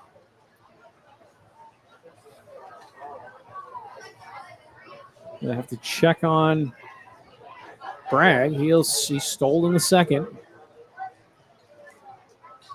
Plunks him. So Sanchez wears it like Forrest Gump on the buttocks, and it's first and second. Yeah, Sanchez was basically like just above his left hip. And a little bit sore off that one, but looks to be okay. It's the $1 million wound, they say. $1 million wound. All right, we got first and second, forcing a bag, and Josh Arquette. He singled and stole a bag. And somehow, he kept him from scoring last inning. Real Grady. Defense got to step up. We got to make a play, get it out. And I think he might have nicked him with a breaker, but he jumped out of the way. Yeah, and this sweeping motion that we talked about from O'Grady that looked so great when he came first into this ball game. It looks like the spin is now starting to possibly lose itself here, particularly on that breaking ball that you mentioned there, Tony, because I mean, when you have that breaking ball working, when he has the breaking ball working, I mean, it works like an absolute charm. Got nasty stuff. He is changing arm slots from what I believe, dropping down a little bit more on the breaking stuff there to the righties. But I will say this, as the fastball gets by Arquette. Arquette went to last in junior college. He would have been taken out of the game. Jumping out of the way of a breaking ball. The coach's head would explode. You had a free base. What are you doing? I mean, a fastball, some people you could argue, well, that hurts too bad, but it doesn't. Don't jump out. 1-1 now. Oh, behind him, and Joyce close it. So, as you're saying, some control issues from O'Grady. Got to get on top with that arm slot as it goes 2-1. Joyce is a wall back there right now. He is a wall. If you're catching stuff behind a guy, you got some range. O'Grady pulls the fastball outside 3-1. I mean, I wouldn't be surprised if Someone in the staff throws one 7 feet over the head of Joyce, and he literally goes full jump out of squat and gets it. He's getting everything. He's doing an excellent job defensively. And that's what happened to me. The pitcher would be everywhere, and then he just paint corner. O'Grady does there. Arquette 3-2 now. O'Grady can cook up something here, something nasty. And he jams in. This is where we got to roll it, folks. And we bobble it again. That's what I'm talking about. We cannot do that in that spot. It's almost as if we knew it was coming. That's so tough. And, for Rivera, 5'7", someone of his frame, as he takes off his cap, and he's so frustrated with himself. And you guys have had so many problems with the air bug this year, but now third consecutive half inning on both sides. We have a bases loaded, 1-out situation, and Hal Perez, who already has an RBI under his belt, now coming up.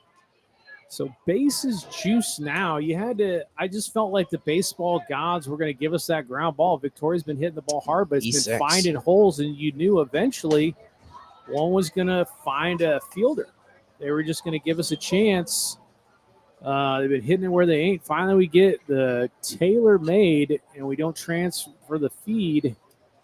Ouch. Bases juice now for Perez. 1 down. O'Grady made his pitch.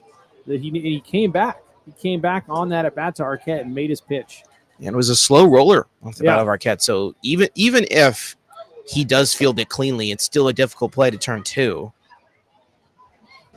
Yeah, you got to be quick on the turn there. Maybe you don't get 2, but you got to get that 1. So 2-0 now to Hal Perez. Fastball, calls it a strike 1. 2-1. Just the third time this season, Perez, with coming into his third plate appearance, already reaching base twice. Sturridge just dealing with too many base runners. It's our fielding, and that gets behind him as the breaking ball slips out of his fingers on the wild pitch. So that scores 1. So 3-1. Oh, nobody's covering. They get him? Wow, no. I thought he dove and tagged him. That was a close play, and incredible awareness on the part of Jacob Sanchez and Michael Oros, aggressive over at third base. We've talked so many times about him being one of these guys to be aggressive on the base pads, and now Colin O'Grady has a massive dirt scrub all over his jersey and pants. But I mean, I was agreeing with you there. I thought he made the tag. I think the ump was already in his mind, like the dude's going to get there. But I think I don't even know what the rule that is now. Sold out. Is that technically a part of the wild pitch too? Technically. Does he score on the wild pitch as well? I guess he scores on the wild pitch.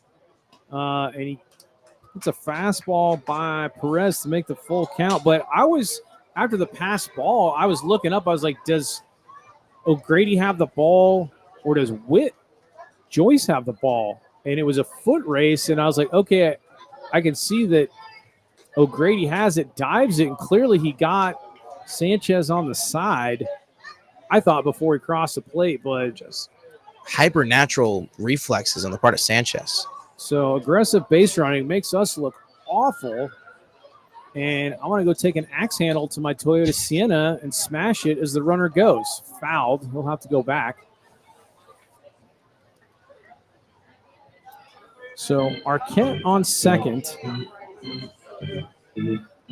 Arquette walked, right? No? Yeah, no, Arquette reached base. On the air. That's the he reached base on the E6. Cleaning up my book here. So this it's an unearned run if he comes around. Unbelievable.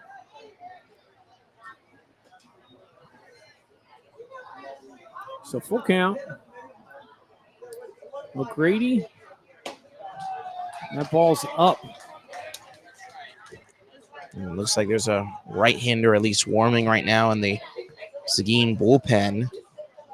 Blaine Fritcher currently warming right now. Fritcher coming in. Tony Perez coming out, likely to make the change. And we can't get out of our own way on the defense. Great start by O'Grady, just not able to just finish and keep up that great spin that we saw in the beginning.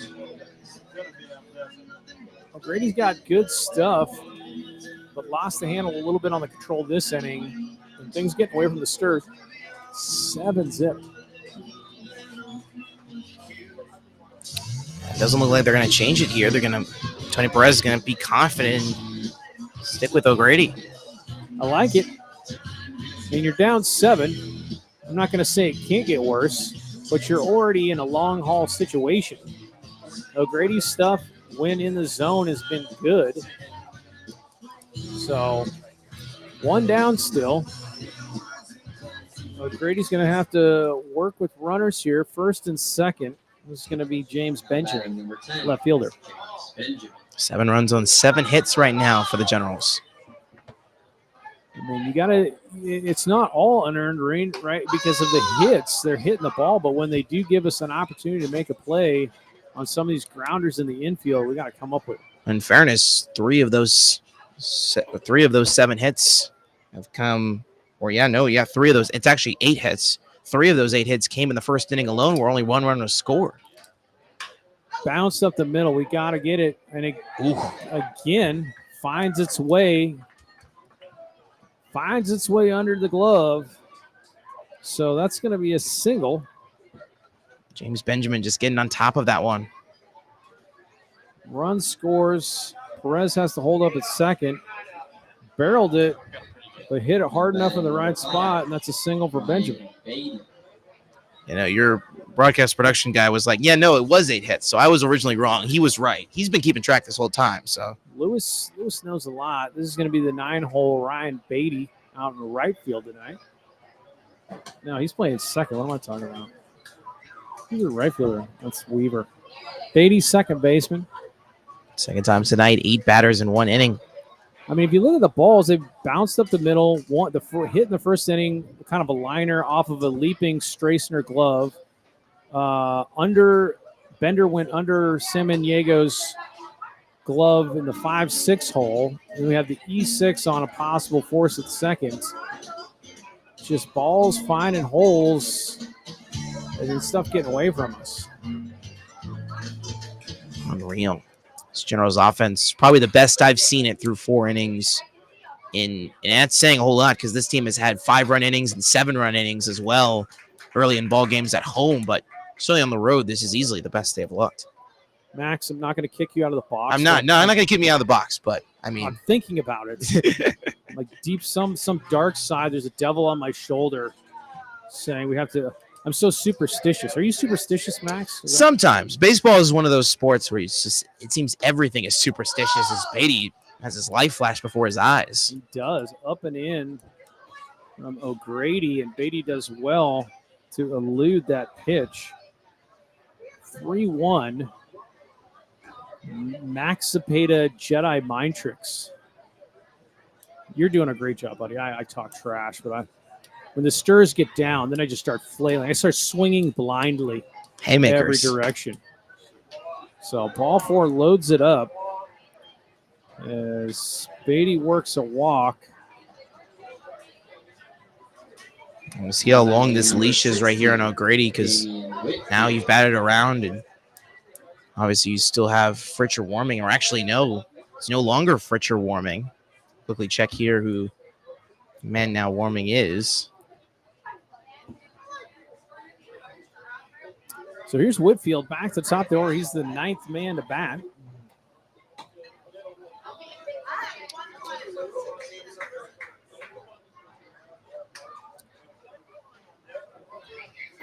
One and 0.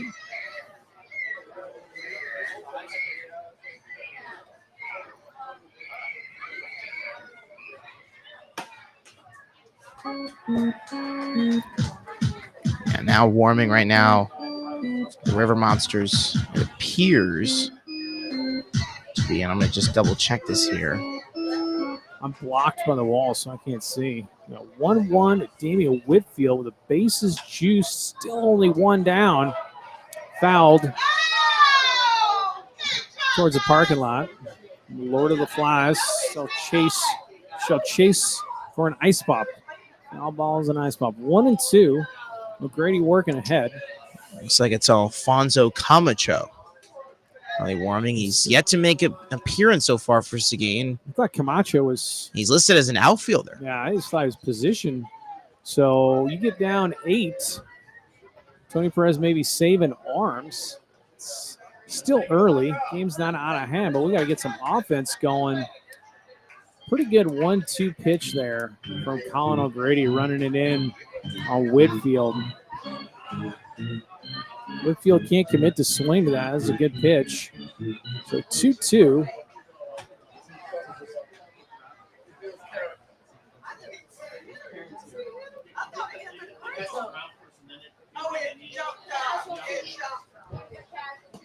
Goes back foot again.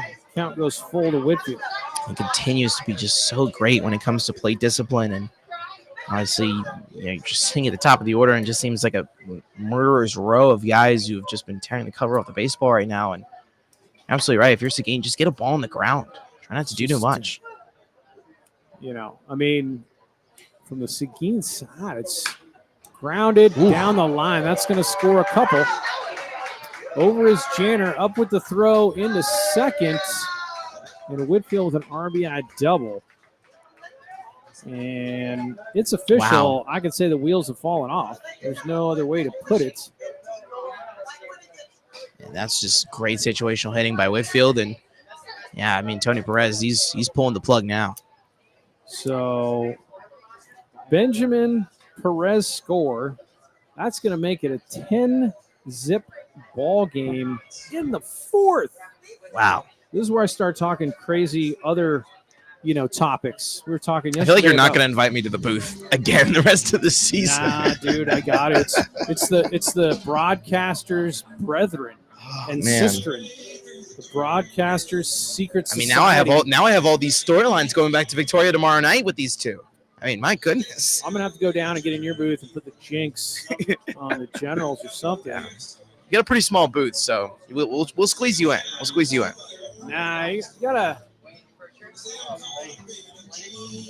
gotta see how it goes. But It looks like it is Fritcher actually coming in here, so Blaine- he was ready to go. Blaine Fritcher was warm and ready. 3-2 was the count on the double down the line. But Beatty's going to be at third.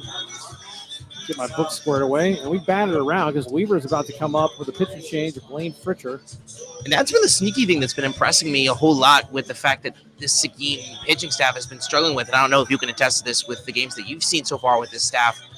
The amount of just plate discipline and elongating counts and just making sure you just find your right pitch. I mean, that's what Victoria's done all night long. It's been a struggle for them on the road, especially to find that ability. But right now, at least tonight, they've just completely just been zoned in, letting 6-pitch, 7-pitch, 8-pitch, 9-pitch counts go by. And I mean, that's what we've just been seeing all night. And that's what's led to their really big hits, especially the one by Whitfield we just saw. A lot of deep counts for sure. Certainly works to the hitter's advantage. The more you see of a pitcher, it starts to tip the scales that way. I have no qualms with Victoria's hitting. I mean, if you can hit, you can hit. You got to come in the zone.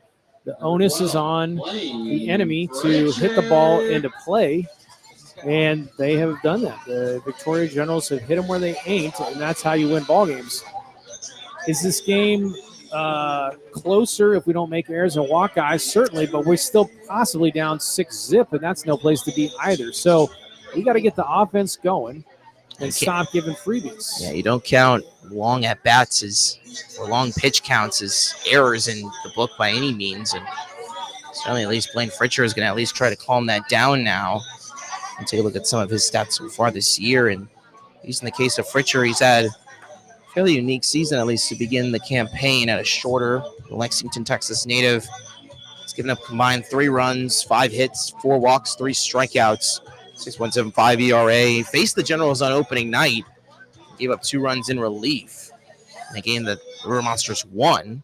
So, and then Fritcher coming off a fairly impressive season where he had an ERA under 5 and went 4-5 out at Shorter University, which is, we mentioned when I was on the broadcast back on opening night, Rome, Georgia, small town.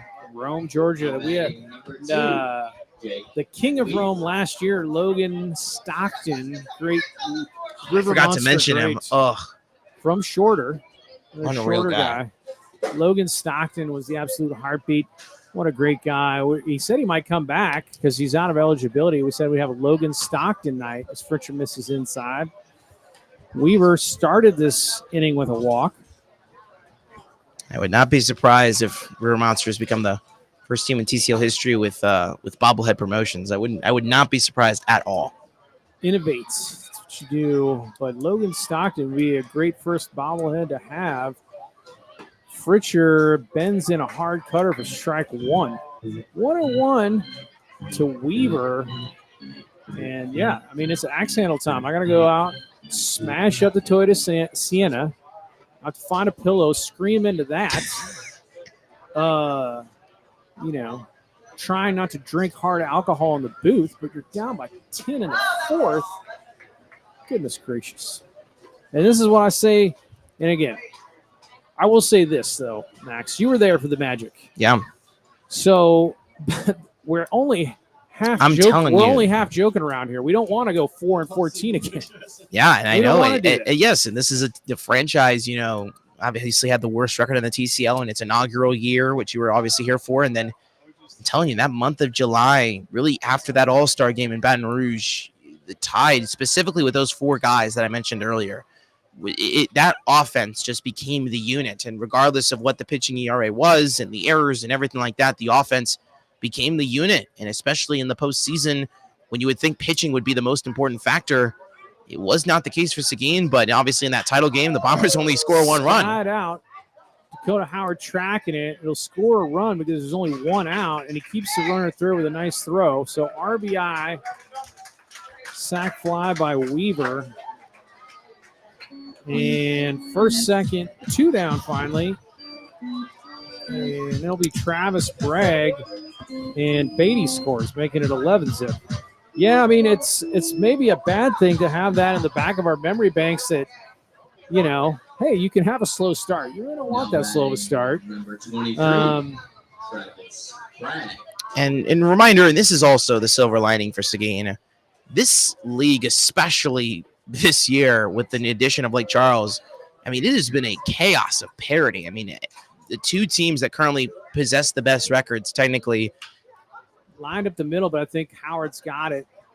So hits it hard, but right at him. Yeah, talk about the parity. I mean, like, obviously Baton Rouge is 6-4, Victoria is 7-5. Half of this league is 500. I mean, the parity in this league is unreal, and you can say maybe Seguin is the outlier being 4-8, but that's not far behind. I mean, 3 games back in a division is still very, very, very close, obviously early in the season, but especially with the whole playoff format and first half, second half, and all that kind of stuff. I mean, the windows are still very much open, but everyone has been. I mean, I'm from the Pac-12, right? And I know about cannibalism better than anybody, and especially in any sport. TCL might be one of those leagues where, I mean, everyone just kind of cannibalizes each other, and one team maybe has that hot run like Seguin, maybe again this year. Who knows? Yeah, I got to get my little slide music. That's a good point. It's early. I don't like how ugly we look. I'd rather be more competitive than we are down 11-zip. I say it like I said it last year. I think the guys are there, and just because you're hitting 150 doesn't mean you can't go 2 for your next 2 and start a rally or walk and get a stolen base. These guys can do it. The numbers in college tell me they can do it. You just got to do it. Victoria doing their part, hitting them where they ain't, having clutch hits, RBI hits, stealing bases. But stirs and moment where we got to turn it around.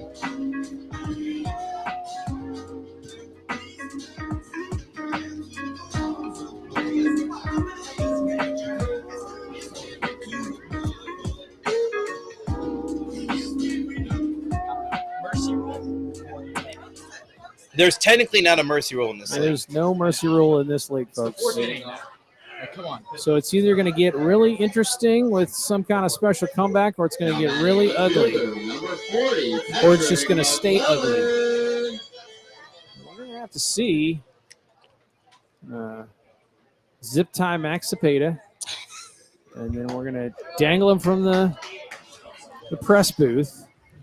I thought you were going to say one of these light poles, because these light poles, I feel like, I mean, they are huge. We're going to take the super soakers to you. We're going to take some Super Soaker Squirt Guns to you, and then we're going to roll you around the infield dirt, and then we're going to let you back in the booth and see if that gets some runs. Nah, I kid. It's a great broadcast with Max Cepeda, folks. Keep your eyes on that man, and it's hit hard again by the Sturs, but right at a fielder. So that ball goes in the gap, it drops. If not, F9. That's the way it's been going. And I mentioned at the top of the broadcast, the 4-8 starts in 12 games, the similarities between last year and the title run and this year. Was there any similarities in that month of June of just balls being hit hard and just not landing in the right place? Do you see that similarity, you feel like, right now with this Sturs offense? Well, the similarity, though, Polish Schultz has been good, but we've made some decent contact. Some decent contact. Obviously, if those are in gaps, they're dropping, and sometimes that's just the way it goes. Last year, my feeling was at the 4 and 14 mark, there were 2 horrendous games like this. Bounced up the middle. It needs one more hop to make it a hit, and he beats it out. Incredible effort by Beatty. Beatty ranging, Strassner hustling, and that's a one-out single. But I felt I took out they were like blowouts. We lost 13-0, just as ugly as this and nastier. And I was like, if you looked at the rest of the L's that we had, of the basically 12 other losses, didn't play that bad. There's a couple things that go this way and that, but we were hitting and we were fielding okay. There's a snap move from Polish Schultz. Speaking of moves, Sears had a pretty good move for a lefty last night, and Victoria has a lot of lefty pitchers. Oh, yeah. Decent amount of lefty arms, which, especially in this league, come very, very few and far between. So Polish Schultz up with the fastball. It's going to be Whit Joyce, the catcher, who's done his darndest back there. And Sturs in the deepest of holes. There's the strike one. But, yeah, the Sturs, there's some parallels, but I'd have to take a time machine to remember and listen to my broadcasts on how much I was pulling my hair out then and if it was similar to how much I'm pulling my hair out now. Because the defense in walks, I think, was an issue. You don't get 4 and 14 playing lights-out baseball. But the character of the players, the character of the coaches I saw on the field, I just had a feeling like these dudes are way better than that. Yeah. And I wasn't saying they were like a 20-0 team, but I was like, I feel like they were competitive within the league. Could have easily been a 500, split in half their games because the players were there, and then they just got hot. But we had guys like Ruger Riojas was a difference maker. Yeah. When you got the lead. So they're saying that's a strike. That's a cold strike 3 inside fastball there by Paul Schultz, and now it makes it the 3rd punch out of the night for him. What has been a very quiet night possibly for him, but, I mean, you get to rely on your defense the majority of the night, and you have an 11-0 lead. Strassner with a great read, and he takes second. So talk about read and angle. So I don't know if Whit Joyce was agreeing with that or not, because he's catching. He knows better than anybody, but they ring him up on that 2 down, and this is Xavier, the Man of Steel, Arias, and Gil, the mascot, is out tonight. He can't come out.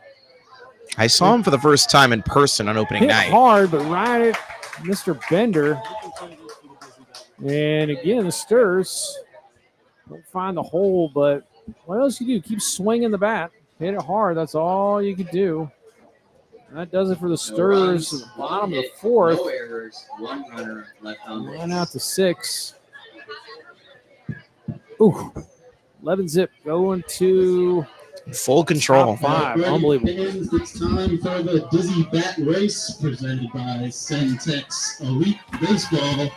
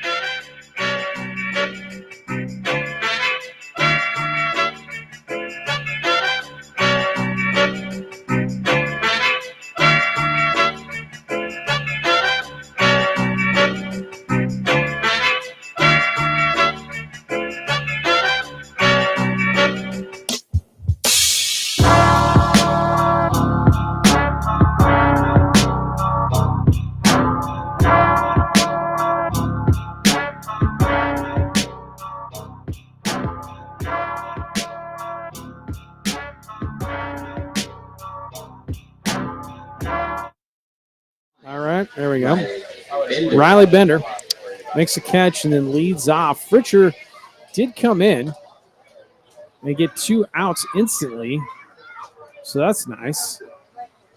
And good breaking stuff from Blaine Fritcher. And obviously Bender tonight already 1 for 3, already has 2 RBIs under his belt. He came into the night, Tony, with a tie for the TCL lead. Now he has 14 in 13 games. That's fairly impressive for the Mary Hardin Baylor infielder.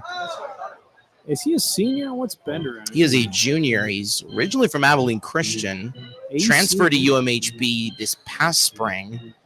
Had batted .308, fairly impressive year, 5 homers, 26 RBIs, but this summer clearly raising up another level after what we saw last summer. Bender's a problem. Fritcher working a good breaking ball and gets him to golf it out to the left on the cutter. 1 down, nice pitch. Blaine Fritcher coming in and stemmed the bleeding. That's 3 straight outs for Fritcher. 3 straight using the defense, very kind of using the Ben Polschultz playbook of just not really going for velocity, trying to go for soft contact, and maybe that's what quiets down this Generals offense, even with the massive deficit now. Had Bender out in front of the breaking ball. Now it's going to be Mr. Jacob Sanchez. Again with the breaker, bounce foul. So that's working for Fritcher. Get him thinking about the breaking ball. Everything else works. Scoring updates across the league. Top of the 5th. Bombers still in control, up 6-2. The top of the 5th inning. While in Baton Rouge between the Gators and Rougarou. I'm going to check on that in just a second. Fritcher delivers fastball. Just missed low and away. 1-1. Many debates in baseball with all these just myriad of rule changes in the MLB all across the leagues and everything else, but one of the hot ones, especially with catchers, is the 1 knee down technique. Bounced over to short. Juan Rivera gloves it up with the throw, and he gets him. Got to make those plays. That's what I want to see happen. Infield making plays for Fritcher. 6-3, nice play. 2 down. But the 1 knee down is a sabermetric idea included with the art of framing. If you have your glove on the ground and kind of bring it up, you can lock the arm more and fool the umpire more because your momentum of the glove is like going into the pitch. Right. Instead of receiving it and getting bent back or pulled out of the zone, kind of stab it coming up from the ground. But catchers are getting their gloves hit. Yeah. Dudes can't block balls. I was up in arms about it. Some people love it. Other dudes hate it. I don't know where I stand on it, but you shouldn't be so far up in the catcher's box that your hand is getting hit. Way in on the handle. And Arquette fouls it off the handle. 0-2. And we got a pitcher's duel right now in the capital city. Still no score. The top of the 8th inning. And who knows, in Baton Rouge, once again, it's raining. Can it stop raining over there? No, it cannot. Wow. Cannot stop. It's raining. a swamp out there, I swear, exactly every day. Yep. They got nothing but bayou for days out there. Had 3 cancellations this season, the Rougarou. Unreal. All at home. Swampy Mississippi Delta. Got 1-2. Nice waist pitch there. This rate, the Rougarou might only play 41 games. Maybe 40, maybe under 40 games. You never know. I have played in Baton Rouge, but it was at the Raging Cajuns facility. Which I've heard is really nice. I know they're in Lafayette. What am I talking about? Baton Rouge is LSU. Yeah, Baton Rouge is that is Tiger country. SEC country. I've played in both of those places. Alex Box Stadium and then the Lafayette had a nice stadium with a bunch of bayou pine trees all around the outfield there. And then Raging Cajuns. 1-2. The best home field advantages in college baseball is Alex Box. It truly is. And I got an Alex Box story. Bounced foul 1-2. And these are the stories you tell when you're down 11 zip. So JUCO, get my ride, go to South Alabama. South Alabama's in the Sun Belt. That team flew under the radar. We're actually one game from the College World Series. I think that would have must have USA. Yeah, USA. That was before they had a football program. But, man, a lot of that pitching staff got drafted, had careers in professional baseball. Really had a good pitching staff. We had a second baseman, Joey Sharon, as that ball goes foul for Arquette. Sharon hit like 23 homers as a second baseman. He had crazy numbers. Wow. But we were barely above 500, maybe like 25 or 22. Coaches chew our ass, tell us we suck, and then we go on like a 20-game winning streak. And we end up like a 40-win team. I don't know if we won the Sun Belt. I can't remember on the conference tourney, but our regional berth, the way they did regionals back then, was LSU, which in those days was a death sentence. Yeah. It was the death penalty. If you got sent, they were going to the World Series every year, and they were hosting every year. So nobody came out of Baton Rouge except for LSU. And so we get sent there. It's us, Long Beach State, and Oklahoma.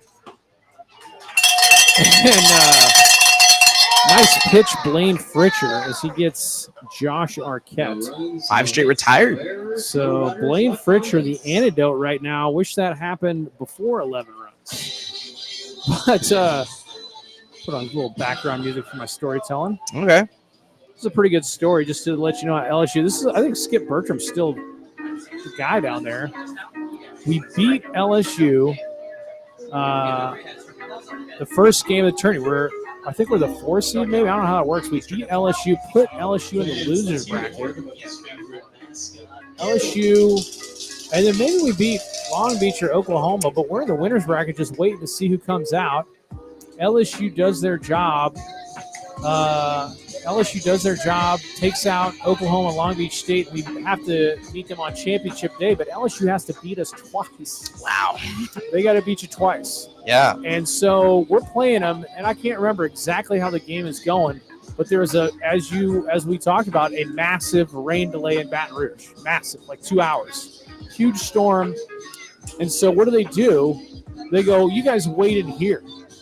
They don't put us like in a visitor's clubhouse. They put us in their trophy room. That's crazy. The ultimate, Omaha room. Yeah, basically the Omaha room. The ultimate flex psychological move. They put us in the trophy room. So we're sitting there with all of LSU's hardware. And our coaches are pissed. They're like, they did this. This is on purpose. This is a flex. And it was a sad day for South Alabama baseball because we got absolutely destroyed 2 games in a row, and LSU did go to the World Series. But most college baseball teams, especially the more prestigious ones now, have their kind of trophy cases in their press room. So I, as someone who has attended probably 40 to 50 Arizona State baseball press conferences, I saw those trophies, on a daily basis. Hit in the hole finally. There we go.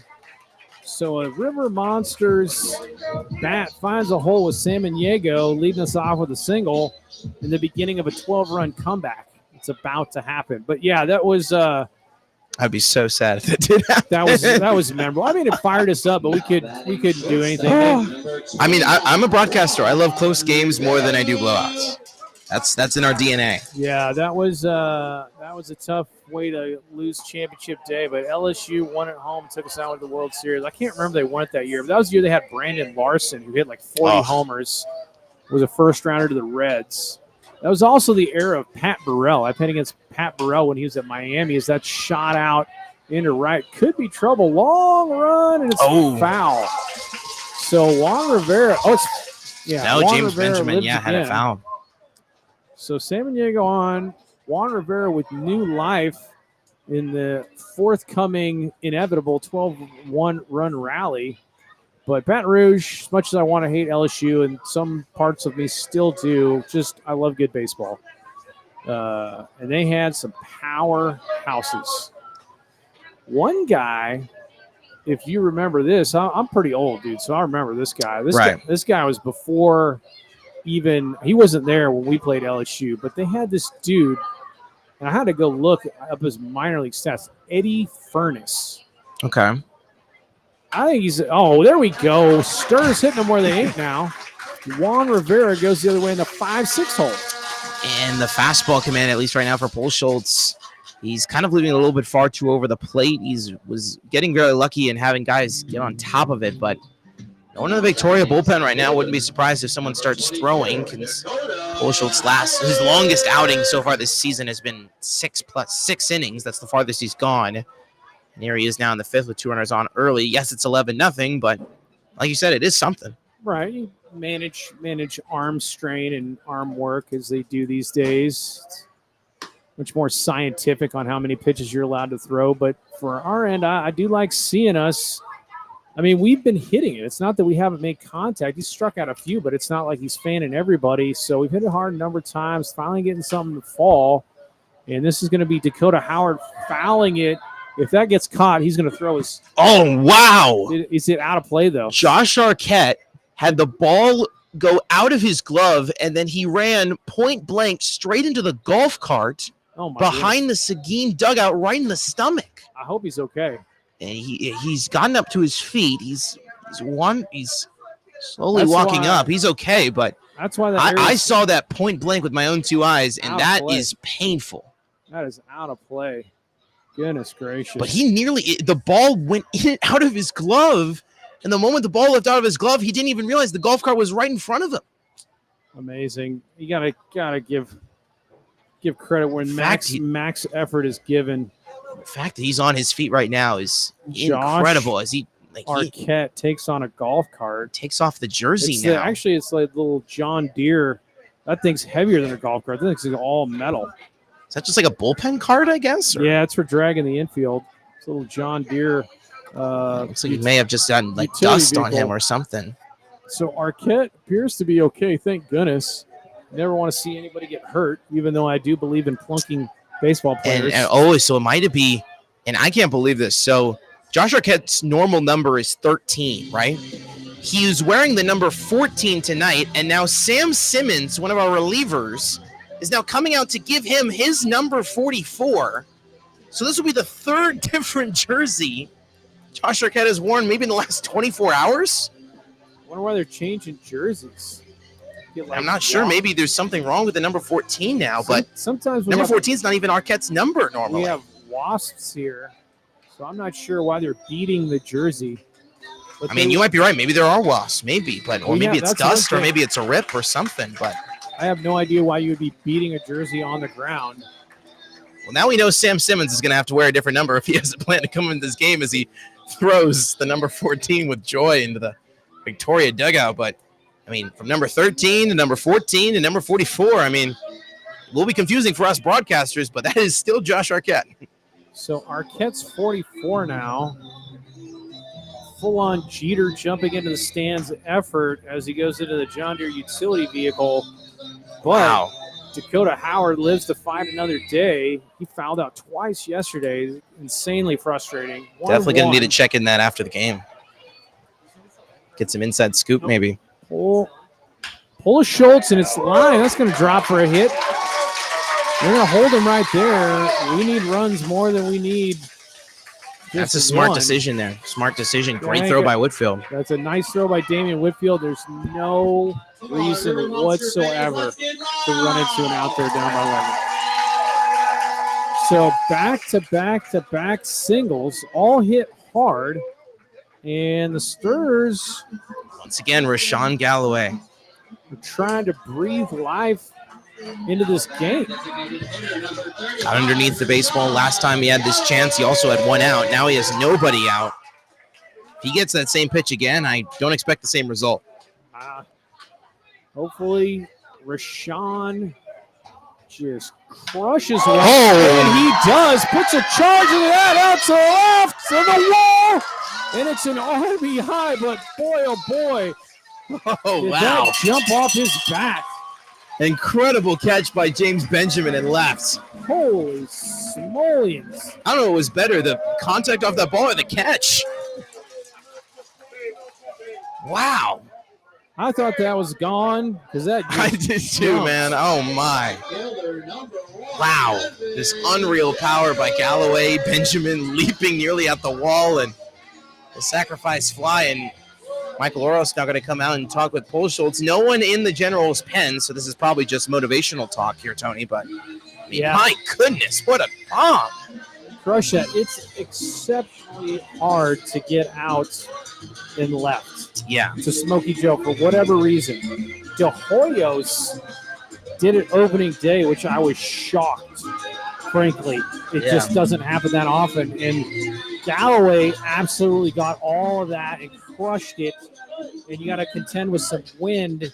And remember, wind's still blowing left to right. That's against the wind. That's against the wind of the warning track. So Galloway almost makes it a much different ball game. You're still down by a ton, but for pride purposes, we get on the board. We're no longer skunked.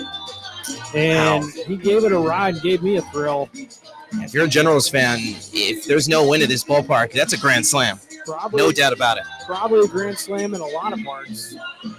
As it is, Sturs get one. Hope to continue the rally here with Mr. Evan Janner. Polishaw, Mr. Oros get done with the convening. And Janner could put a charge in one, and right is where I see the most homers in this field. That's a strike on the breaking ball. And you'll have to correct me if I'm this one, because I do remember this as obviously your most iconic call from a season ago. Was the Adrian Torres walk-off grand slam to left? No, he yanked it to right. Okay, because I still firmly remember that day. Yeah, UT RGV Vaquero, just like Janner. And he gets him to chase a fastball outside. It goes back to your point of just me being easier to hit left-handed here at this park just because of the beneficiaries. Even with, down the pole, 337, 14 feet farther than left down the pole. Oh, the breaking ball gets Janner. Great breaking ball by Paul Schultz. Needed that to recover himself. So that's 2 down. Now batting left fielder, number 40. Galloway. First down. Janner, second out on the K. Breaking stuff. This is going to be Patrick McClellan. Oh, McClellan puts a charge into one. Down the line and left. Overrunning is James Benjamin. What a catch again. Benjamin wind. Covering tons of ground in left. But left is a that ball was stuck in the sky for a long time. Left is just a graveyard, it seems. So Benjamin ranging a lot. Sturs get one. Better than nothing, I say. A lot of good contact that inning. So I like what I see. Now we just need to D up and keep getting magical, folks. All right, let's see which this one. This guy.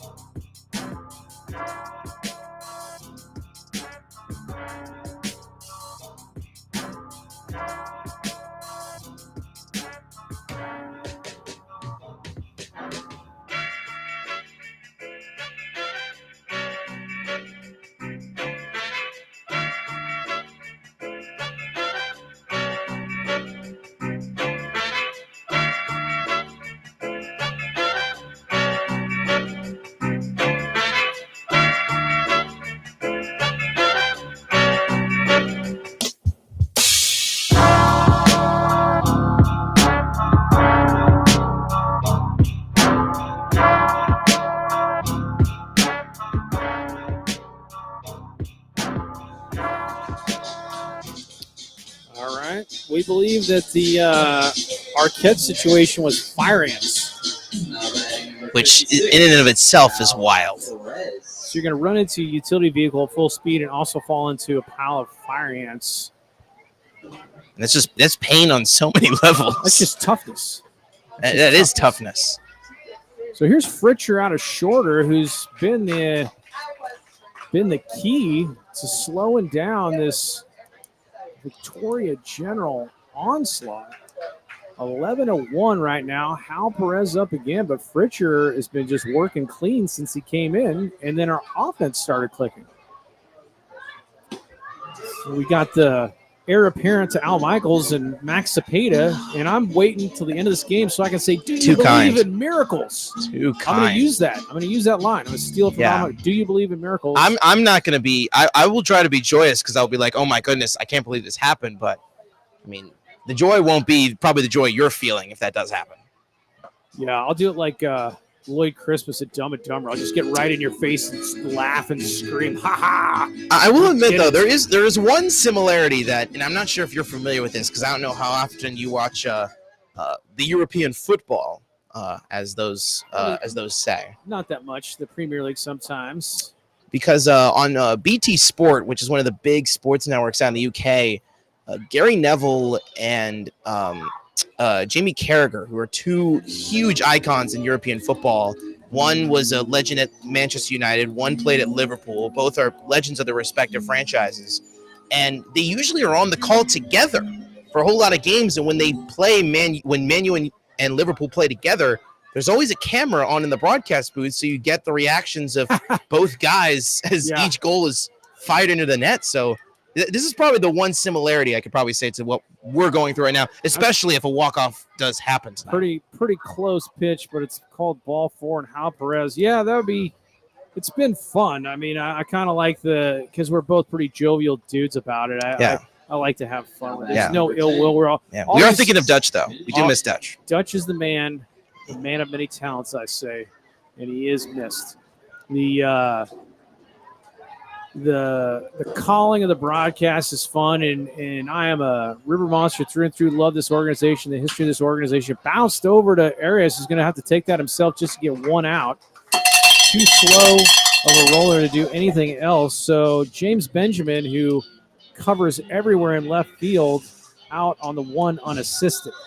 One down, and Perez the second. But really, whatever I might say, having been in all these guys' shoes, you just want these dudes to live their moment in time where you're chasing the dream of college ball and pro ball, and really rooting for all of them, big picture, and their families out there watch their sons work so hard. So it's a good college baseball league with a lot of good ball players. I'm always rooting Stirs, but get a awesome broadcaster like you in here, it's all good fun. But I do have a couple Premier League comments. Okay. Euro football comments I think are hilarious, and that's what you do when you're down by 10. European Championship going on right now, starting today. Germany dominating Scotland 5-1.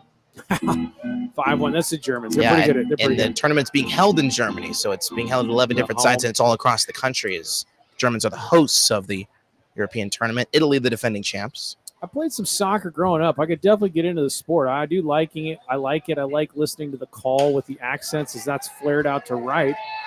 Really not a flare. That's lined out to right. So single by Beatty. Second time he's reached on base tonight. He's now 1 for 3, counting the walk in his back pocket. But don't forget also, obviously you have Europe, which is where the dominance of football obviously lies. But obviously also the Copa America is taking place this summer, which is all across the United States. And Americans trying to see if they can possibly make some progress in that tournament with the Argentinians as the defending champs of that tournament, being obviously the South Americans dominating that tournament most years. But see if our boys in red, white, and blue possibly make some progress in that tournament. Yeah, the Americans got an uphill battle when it comes to soccer, but I think it's a fun sport to watch. But one of my favorite stories is, and I can't remember the name of the player. I just read the article, and I'll relay it to you here, but it's so hilarious. The amounts that these guys get paid. Oh, yeah. And no salary cap. I don't know if he's like a Spanish footballer or whoever he was, but course, they have much better rail systems in Europe. And this guy had a Ferrari, like a $250 car impounded that he left at a train station. Wow. When he went to the ballpark. He probably had like some flat in London, whatever's going thing. And they go, why would you leave your car parked there for 6 months? And the answer was just as maddening as the amounts that get paid. He's like, I actually forgot I had that car because he had so many cars. As it goes 0-2 to Whitfield, 1 out. I was like, that's hilarious. You get paid so much money, you forgot you had that Ferrari. That's hilarious. That is crazy. That is one of the wilder stories I've heard, especially for someone who tries to get more involved in that sport, for sure. You can look it up. Somebody can find that story for me. But it was outside. Fritcher, honestly, Beatty's the only guy I really get to Fritcher with a hit in 2 innings. So ahead here to Whitfield. Let's see if this is a big out because you want to load the bases here. Man, has he been good today? Fritcher's been great. Shorter's got some good baseball over there. We got some interesting TCL developments here. Baton Rouge, runner in scoring position, bottom of the 9th. Still a no-score game. I mean, the Gators and Rougarou is trying to walk it off again, 1-0. They did so on opening night against these very Gators. Gets him to reach. Oh, my goodness. That's trouble. And he's safe. Oh, darn it. That was impossible. So Fritcher was slow roller. Yeah, slow roller. It was like over his shoulder. Fritcher was like, do I chase that down or am I going to collide? I'm not sure if that's an error there, honestly. I don't know if it is because it's over his shoulder. He's like, if I could chase that, then I run into Samaniego, who's going to make the play running. And Samaniego makes the play running easily, except the runner crosses right in front of him, so he has to hold up a step, which gives Whitfield a chance to beat it out. Yeah, so I think that's a hit, and I think that's just a difficult play on the part of Streisner. I mean, he was just he was judging it the right way. It's just nobody made Whitfield was going fast. Nobody. Well, he had Samaniego charges that and throws, gets him by a step, but he had to hold up because he's going to collide with Beatty.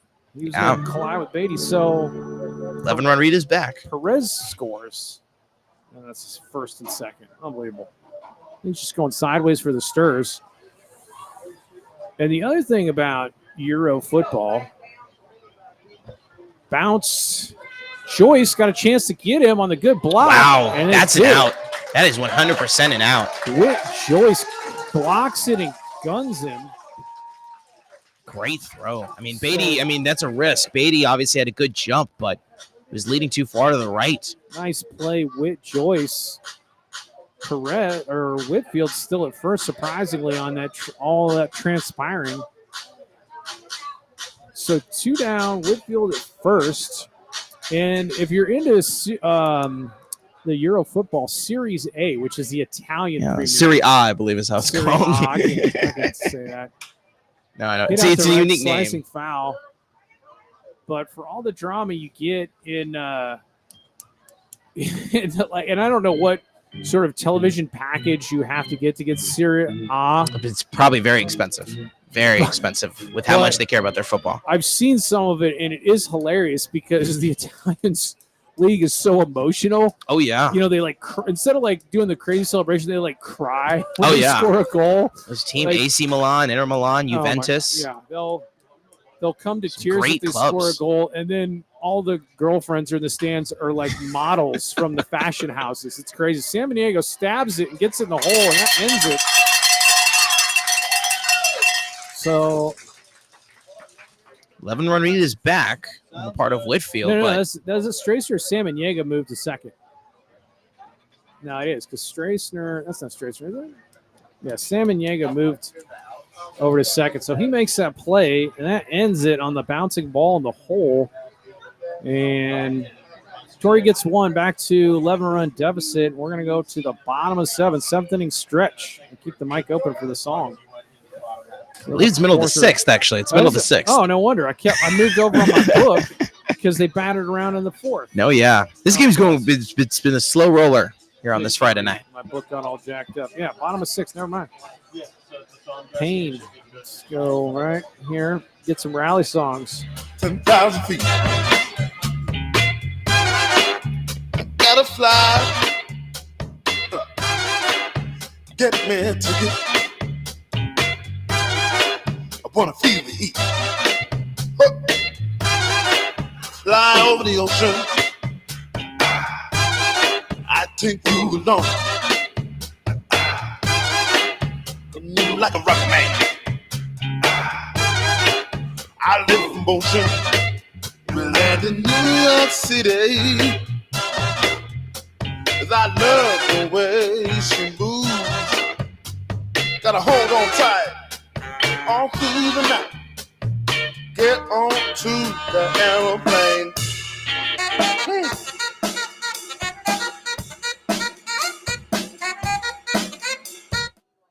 All right.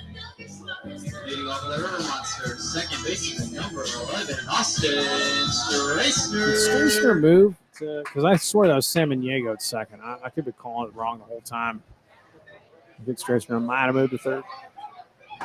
Ben Polschultz still on the mound, still no one in that Victoria pen. And to be honest, even with the 1 run allowed on the sacrifice fly, he still has very much held his composure up. He has worked 1 run through 5 into the 6th facing Straisner. Really, the only time we got to him was last inning. Everything else, the longest inning he had was the 3rd, where he faced 6 batters. Pretty much clean until the 5th. So I don't know if the tide is turning. The Sturs can get some more. Of course, we had a chance for more with Galloway's long shot to the warning track. Hit the other way. It's going to be a backhand for Bender. Oh. And gets eaten up by Smokey Joe Williams. And thank you. Luis Solis, the greatest producer in the world, has provided me with sustenance. And I need it. Yeah, it's a difficult play there on Bender's part, and he hasn't made a whole lot of errors in the field. He's been one of the more consistent fielders for this roster, and now an opportunity here for Whit Joyce. But I mean, maybe that's also another thing. Maybe it's the field that's also just hard. I mean, when it's not every TCL field. The majority of TCL fields now are artificial turf, as this one and Pete Goldsby Field in Baton Rouge, the only 2 natural grass fields in the entire TCL. So maybe that's another reason. No, you got to have the Smokey Joe hops. You got to stay down on the ball at Smokey Joe Williams for sure. And it works to our benefit sometimes. It works against us. But we'll take it right now with Straisner on first. And the catcher who gunned down Beatty on the dirt ball now batting. Right, breaking ball there by Polschultz, and this is getting out of hand. The bases are loaded with 1 out in the bottom of the 9th. Ruguru still scoreless with the Gators. I mean, the ball game probably is over if there's just a ball in the outfield, but Gators still could get out of it. Bounce back to the pitcher. They try to turn it, and they throw it into center, and Straisner doesn't even break stride as he continues on to third, watching the ball get away, and Sturs cooking again. Yeah, I mean, that's once again just bad defensiveness on the part of Victoria, and obviously this is what we saw at the end of last night's game, Tony, obviously with a much narrow score and a chance for Seguin to possibly really cause some problems, but I mean, or cause some problems at least on this part of the Victoria perspective, but I mean, obviously it is a 12-1 game, but I mean, I wouldn't be surprised if Michael Oros is harping at his guys again for just late game defensive errors. Arias swings at a first pitch breaking ball from Polschultz. Yeah, I mean, we're cooking if we're not. This is all great. It'd be better if we weren't down so much, but I take what I can get when positive things start to happen. And Polschultz doubles up on the breaking ball to Arias. And for good measure, when I'm a hitter, I was like, dude, you're going to throw that same pitch again. And that's when I get the fastball. It's such a cat and mouse game. It's one of the things I love about baseball is the chess game that happens within every at-bat. The third time Arias has seen Polschultz. He singled in the 3rd. He's the first guy to get the Polschultz. Now he's got waved to 2 breaking balls, was probably looking for the fastball, and he gets it. And Polschultz off his glove, and oh my gosh, he almost gets the first baseman's arm taken off. Who's that over there? That's Sanchez. Had to stick his arm in front of a barreling Xavier Arias, which is a scary proposition, but they get the out. Yeah, so the Ruguru walked it off just now. They had a fielder's choice. They got 1 out at second base, but couldn't turn the double play. It went wide, and Ruguru again. I don't know what's happened. This is the second time I've been on the call here at this ballpark, Tony. And the Ruguru walk off the Gators 1-0 on defensive miscue by Lake Charles. I don't know why I'm like that's a mad coincidence on my part. That's that legend of the Rougarou. I had to look up when I started in this league what the Rougarou was. It's legend. Legend swamp beast sort of thing. And they do it. So It's basically La Llorona, but a sea monster, basically. Right. Yeah. It's a swamp monster of sorts, isn't it? Something like some that? kind of swamp monster. Yeah, it's a Cajun tradition. So supposedly. I like that. If you can have like some kind of monster like that to scare your children into cleaning their rooms, that's always good. Schultz, big breaking ball, looked up and looked a little bit outside, called it a strike anyway. 1-2 to Samaniego. Samaniego singled and scored last round. He's our only run. Chance for a couple more, though. And he gets him on a breaker off the plate, 2 down. That's why I always look for breaking balls, because I don't like getting them in those spots. I don't know if that system worked. It worked for me. If Schultz can finish the deal right here, if he can pull off these runners in second and third, I mean, there's easily a argument for TCL Player of the Week, or not TCL Player of the Week, TCL Pitcher of the Week. Here, Ben Schultz. Bluffing is Straisner. Is that a balk? I'd be surprised. Yep, balk. Wow, that's a balk. Straisner. Whoa. That's a balk. We'll see. He jumped off. He jumped off the rubber. And no, apparently it's not. I think. Second thought. I think the whole thing caught the. I think it was a balk. No, I see it. I see it completely now. 100%. And I think it caught the umpires so off that they didn't call it. Give credit to Straisner as he's trying to just fool off Schultz in some mind games. Straisner does all kinds of good stuff. It helps.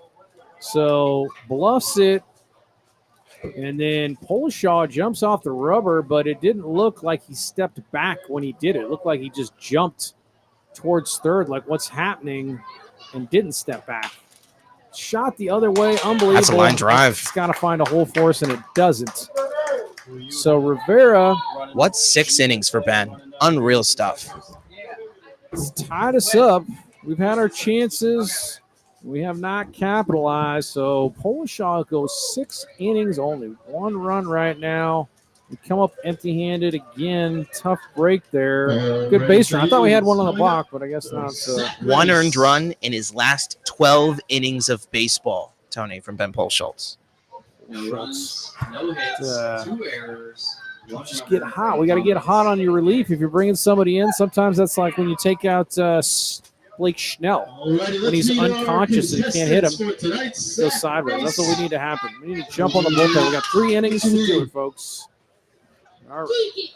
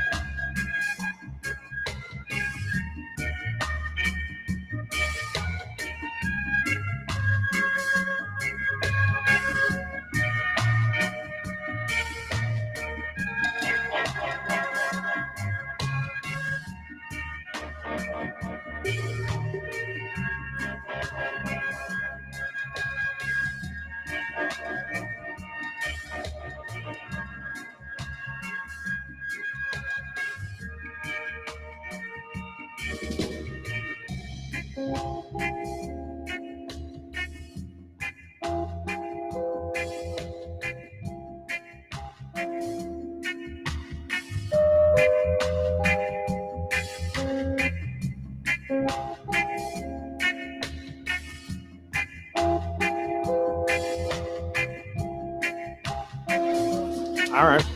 Wow. 11-run ball game. Max Cepeda's got some score updates. I'm just losing my mind over some of these games. I mean, just saw just now, it looks like Florida State holding on to beat Tennessee 11-9. I think, or actually, no, that game's, I think, just now going to the bottom of the ninth. So Tennessee's going to they have 2 outs to spare to score 2 runs. Great line drive up there by Travis Bragg. So, yeah, 11-9, bottom 9. Florida State up on Tennessee in a thriller. And then the Mavericks up by 35 in the third quarter after 3 games in which they were unbelievably dominated. Luka Doncic, 29 points. Kyrie Irving, 21 points. Unbelievable turnaround. I mean, yeah, we talked about earlier 3-0 deficits, but I mean, yeah, it's like we're this game. An It's unreal like, night of sports. that's nice. We need that from the start of the, we need to start out that way. So Bragg leadoff single. Get my sound up just a little bit there. We are in the top of 7 in a 12-1 ball game. This is going to be Riley Bender, the shortstop. Fritcher's done well.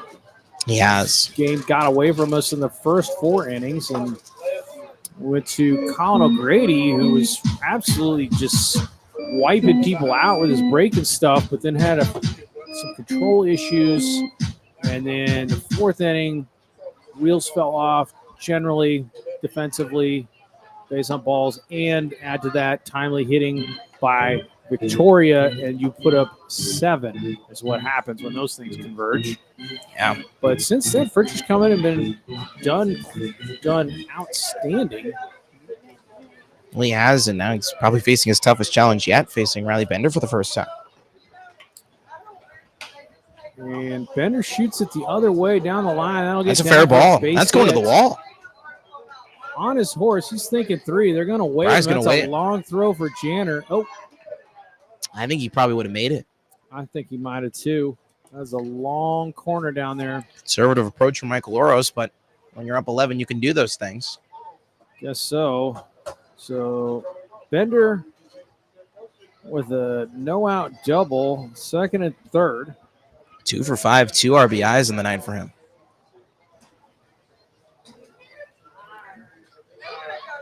Now batting number 18. Now you got Jacob Sanchez coming back to the dish. Sanchez. I actually, Bender flew. Where did Bender fly out? I think he flew out. He flew out back in the 5th. Oh, he did the sack to 9. And then he had the sack to 9 back in the that's what 4th. There it was. And then he had that RBI single back in the 1st that began the offensive That's what it brigade. was. So Fritcher, and we're not making a change. Fritcher did get him to fly to left, I think, in the 5th because my innings are up. So we got Mr. Sanchez, Jason Blaine Fritcher, nobody out. 2 generals lurking at 2nd and 3rd. Stirs in a situation where you just have to stop. It ain't over till it's over. Certainly not. Any hopes of miracle comebacks have to be basically hand in hand with the defensive side where we stop this steamrolling Victoria General offense. Chop to 3rd. They'll definitely score 1. Nope. It's a foul ball. Well, it just looks like it just hit the dirt if you're Sanchez, but and I can say this a whole lot. I mean, we mentioned this a whole lot on the broadcast in Victoria, Tony. Coming into this coming week, the Generals were outscoring their opponents at Riverside Stadium down near the Guadalupe River by 21 points, 32-9. 21 runs, I should say, 32-9. On the road, they were being outscored 13-34. Just 2 completely different ball clubs, and for the first time all season, the Generals in complete domination on the road. I mean, they've had some narrow wins on the road, but nowhere near something like this. So Sanchez jumps all over the breaking pitch and lines it into right. And Strassner has moved to 3rd, and then is Samaniego over there. So that scores 1. We go to 1st and 3rd. Sanchez singles. Generals 1 run away from their season high. They've already had 13 on in a ball game. That coming A win earlier against Baton Rouge this season. Trying to think of huge lopsided games that I've been in. They've just been ugly. I guess LSU really hung it on us. I remember those. But Do you remember the score of that game? oh, you'd have to look at the 97 regionals. They were bad. One of them was like, they might have scored like 18. It was insane. Just like home run after home run. But I don't know. It was like getting away from us 13-1. Things really, the raft went over the waterfall in the fourth for us. Same as today. Here it is. So, and that'll score another one on a tag. So it's 14-1. Wow. It's a sack fly, one down.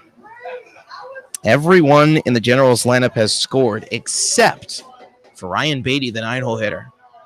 No, I have Beatty scoring. Travis Bragg has scored 3 times. Didn't Beatty score in the fourth inning?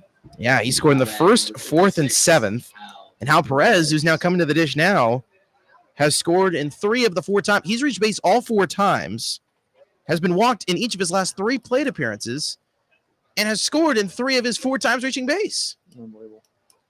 Sack.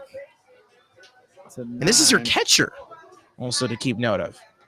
So Perez, everybody having a night.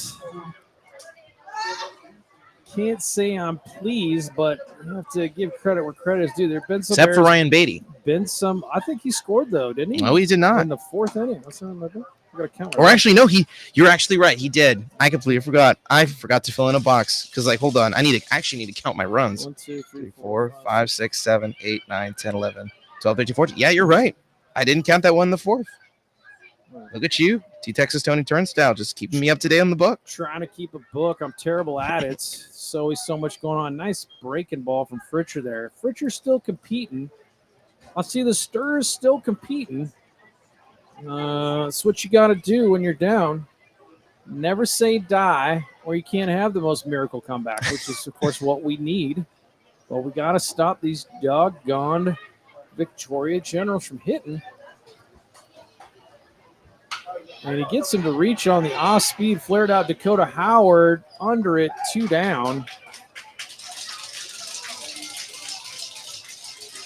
So you're right. Everyone in the Generals lineup, with Riley Bender now scoring on that RBI single by Sanchez earlier in this inning, now everyone has scored officially. F8.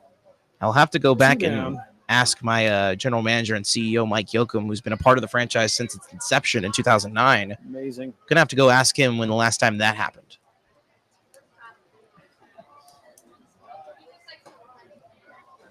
Outside, this is going to be Mr. James Benjamin. James Benjamin's made some plays and left tonight. 2 down.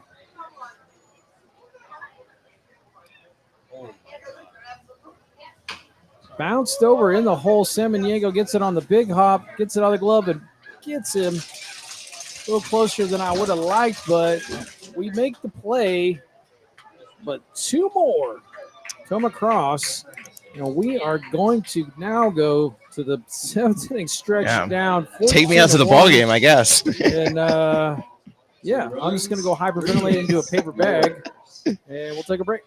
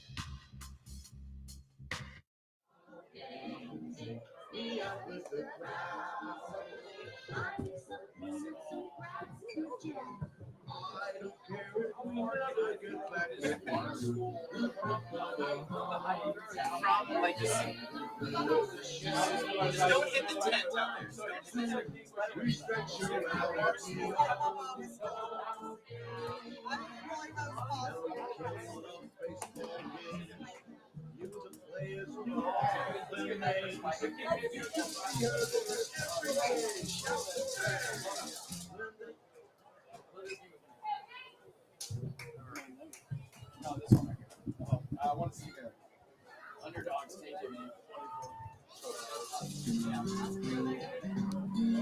for the River Monsters, center fielder, number 24, Dakota Howard. All right.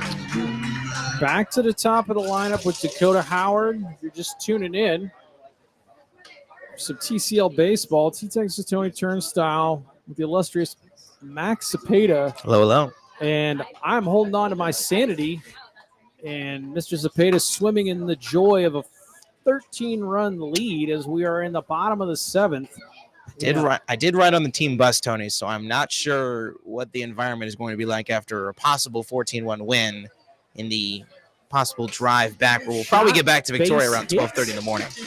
Base hit Dakota Howard. We'd like to send you guys home.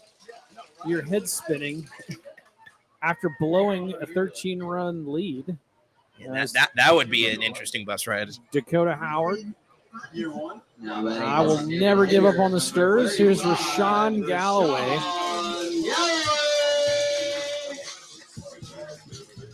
But my sanity is being tested. But I mean, a lot of it's really been. We had a few errors in the bats. Crushed again by Galloway, but he skies it out the center. Get underneath the Damian baseball. Whitfield, but I'll tell you what, Rashawn Galloway doesn't get cheated. Oh no. My dude, if he's missing, he's just missing, as they say. Oh yeah. So he's been just missing all day. You know, a lot of times you'll see a guy in a wood bat league gets in on his hands, he's off the end, he's getting some full swings. Rashawn Galloway, he getting cheated. He's getting some full swings. F8. It'll be interesting to check in at Rashawn Galloway's full season stats. Are going to be interesting the way he's swinging. Oh yeah. This is going to be Evan Janner, who I think's due for a rope, and I think he was thinking what I was, but maybe it's like you're sitting first pitch curveball on Schultz, but he didn't throw it for a strike, so you swing through it. But now you're just looking for that breaking ball. It's a fastball. See, that's what's happening. That's his pitch to hit, but he's looking breaking ball. He starts to pitch backwards. The psychology of the bat, you pitch him one way, you pitch him the other. You're going to believe this, Tony, but with 2 outs and 2 strikes in the bottom of the 9th, down 2, the number 1 team in the country, the Tennessee Volunteers, have tied the game at 11 with a 2-run RBI single up the middle. I believe it. They got some hitters on that team. Seminole fans are in disbelief. That's the College World Series for you. You got to tune in. It's just wild every time. And he goes with a breaker off the plate, as they say, breaking ball extension, and gets Janner to chase it. 2 down. Wow. Great strike by Schultz. There's now finally an arm throwing in the Victoria pen. But if he can possibly finish this with 7 innings of 1-run baseball, I mean, this is certainly, I mentioned this earlier, this is a case for TCL Pitcher of the Week. If you're Commissioner John Wilson and the owners of the league, I mean, you're going to look at this stat line and they're going to obviously be highly inconsiderate. It's a pretty solid resume put forth. It's a pretty solid submission then by Polishaw. And then I would maintain, the homer that I am, that we are much better than this. So maybe it's just Polishaw. You're even saying it's Schultz. You're even saying the name right. I'm Schultz. I really thought you were just digging him there by just saying his name wrong intentionally. Was that? How long did I do that for? I think you said it like 3 times. Good grief. I apologize to the Schultz family. I'm just not in my right mind right now. I understand. I'm down by 13. I understand. And I am thinking about throwing this stool I'm sitting on from the press booth into the parking lot. 0-2 now to McClellan, but yeah, Schultz, outstanding submission for Player of the Week. If that's what you're arguing for, I can't say much against it other than he's about to give up a 13-run lead, starting with Mr. McClellan. Hopefully. McClellan has hit the ball hard all 3 times, all in the air. He has. I caveat that with hopefully. I don't curse the baseball gods, and I don't speak confidently because I never know what's going to happen. But I must keep the faith. That's what Tommy Lasorda taught me. Yeah. You One of the gotta greatest of all believe. time. You gotta believe. Read every book you can find about Tommy Lasorda. Inspirational dude. You love baseball. That guy loved baseball. Breaking ball. That's gonna be a base hit right there, Mr. McClellan. And look at running. Mr. Dakota Howard being aggressive. Love to see it. Don't ever give up. Whenever start half step and jogging like it's over, you're down by 14. You play just as hard as a 1-1 ball game, and none of these stirs are giving up. So this is going to bring up Stracer. And we'll see how long the leash is. Probably a very short one if you're Michael Oros. I think Comes to this them is bullshits. probably the last batter because he's lefty. If you're Oros, just because of pitch count. That's a fairly good case. Florida State's now having to take out their pitcher in the bottom of the ninth. Winning runs at second base. Unbelievable. Drama and theater always finds its way into a baseball stadium, folks. It's like a Shakespearean. They call it the greatest show on dirt for a reason. That is. It's like a Shakespearean novel or a Greek tragedy, depending on how you're looking at it. It certainly is for the Seminoles. 1-1 to Stracer. Nobody's going to be running. It's up and away. Stracer doing what Stracer does and work that count. 2-1. Paula Schultz. Apologies for any mispronunciations. One of my things is I try to get names right. And I know It's I broadcasting don't. 101. I know I don't. But I try to go down to the clubhouse or the dugout. So, man, some people got weird. I really butchered. Brazos Valley is the one that I butchered. I got to get. There are those there guys. are a lot of ones. Yeah, Bryce 'Cause they got, like, Rizzafi, CA the Daig, is actually the Daig brothers, the Hodge brothers. Yeah, the Daig brothers. I mean, Hodge is straightforward, but the Daig you'd never know. Yeah, because it is spelled Daigre, which Yeah. you could easily say is Digra or Dagra. Or, So Stracer, some kind of world record for most full counts to start a season, finds himself full again. 3-2 out. The runner first will be going. There he goes and hacking away, fouls it off. look out for the car if you're Benjamin, or no, actually, we'll leave the stadium. So McClellan getting a head start. Stracer hacking. And the crazy thing about the Stirs is the first game we played against you guys, the opener, it's one of the best played baseball games I'd ever seen. We had so many. This season or 2022? This season. We won that game. And No, it was a great game. It was. Yeah, two just sweet double plays started by Galloway at first. I forget who it was. Was Munkard catching game one? But He was. two The guys- Moncur brothers were, I think, both involved in that game. So they were threw out a couple guys. They hit a bomb, which never happens out of left usually. It was And Galloway crushed that one. He and really that was did. De Hoyos went yard. Oh, it was in De game Hoyos. one. Yes, it was De Hoyos. Yes. Galloway went yard on the road. So I was just like, if this is what we got, that's bounced over the hole. Could be trouble for Bender. Long throw. Oh, yeah. That's in Oh, time. my goodness What a throw. gracious. He is special, folks. He Oh, really is. My goodness gracious. Note down the name Riley Bender. You got to tip your cap. I thought for sure Stracer was going to beat that out, and Bender makes an across-the-body running away throw in the hole on the hop. But give Sanchez credit on the dig because that doesn't happen without that. Center Carlos Correa. Unbelievable. Nothing going our way except for this song.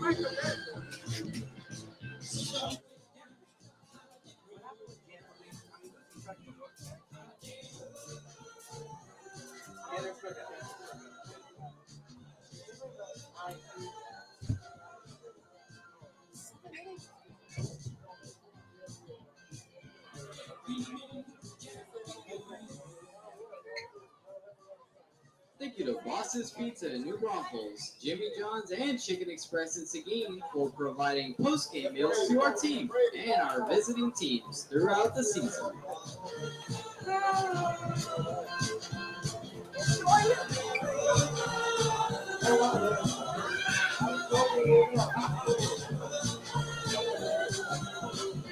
Oh my God, they did.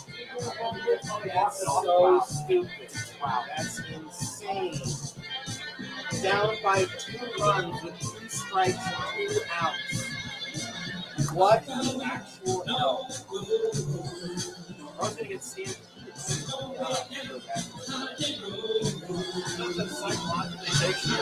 Oh yeah.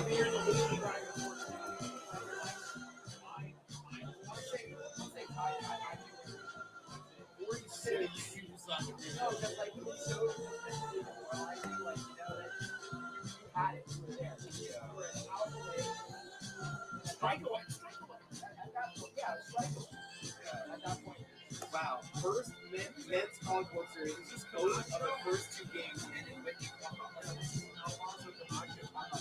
Yes, Camacho. I wish it I gotta get up at 9. Oh wait, I gotta get up at. Yesterday I had to get up at 7. I was up at 6. I'm trying to see what days you got off. I'm going to go get a deck. Go get a setup. Now batting number 5, Ryan Beatty. All right. Hope you enjoyed that National Lampoon's Vacation rendition of Holiday Road. And here we are with Alfonso Camacho, position player, facing Ryan Beatty, Ryan Beatty. My book's so messed up. who is now He's 2 top of for the 4 eighth. on the night. Singles in the hole. I don't know if Camacho has any innings under his belt in JUCO, or let me see where Camacho. Wow. Camacho's from Venezuela, by the way. Yeah, I believe he is. I'll quickly double check this here for Now you. batting number He's a 6, Houston native, Whiskey. freshman out of San Jack, 5'7", 185. Not often do you see someone of that size on the mound, but I think on obviously media he day- is an outfielder, as you mentioned, typically. So usually when you start pitching position players, you're saving arms that have essentially capitulated the game. And I will tell you as a broadcaster for Seguin Rumors, I shall not capitulate. But Whitfield up, and he crushes it into the gap. Oh, that's- because it's right. It might have a chance. No, it's off the wall.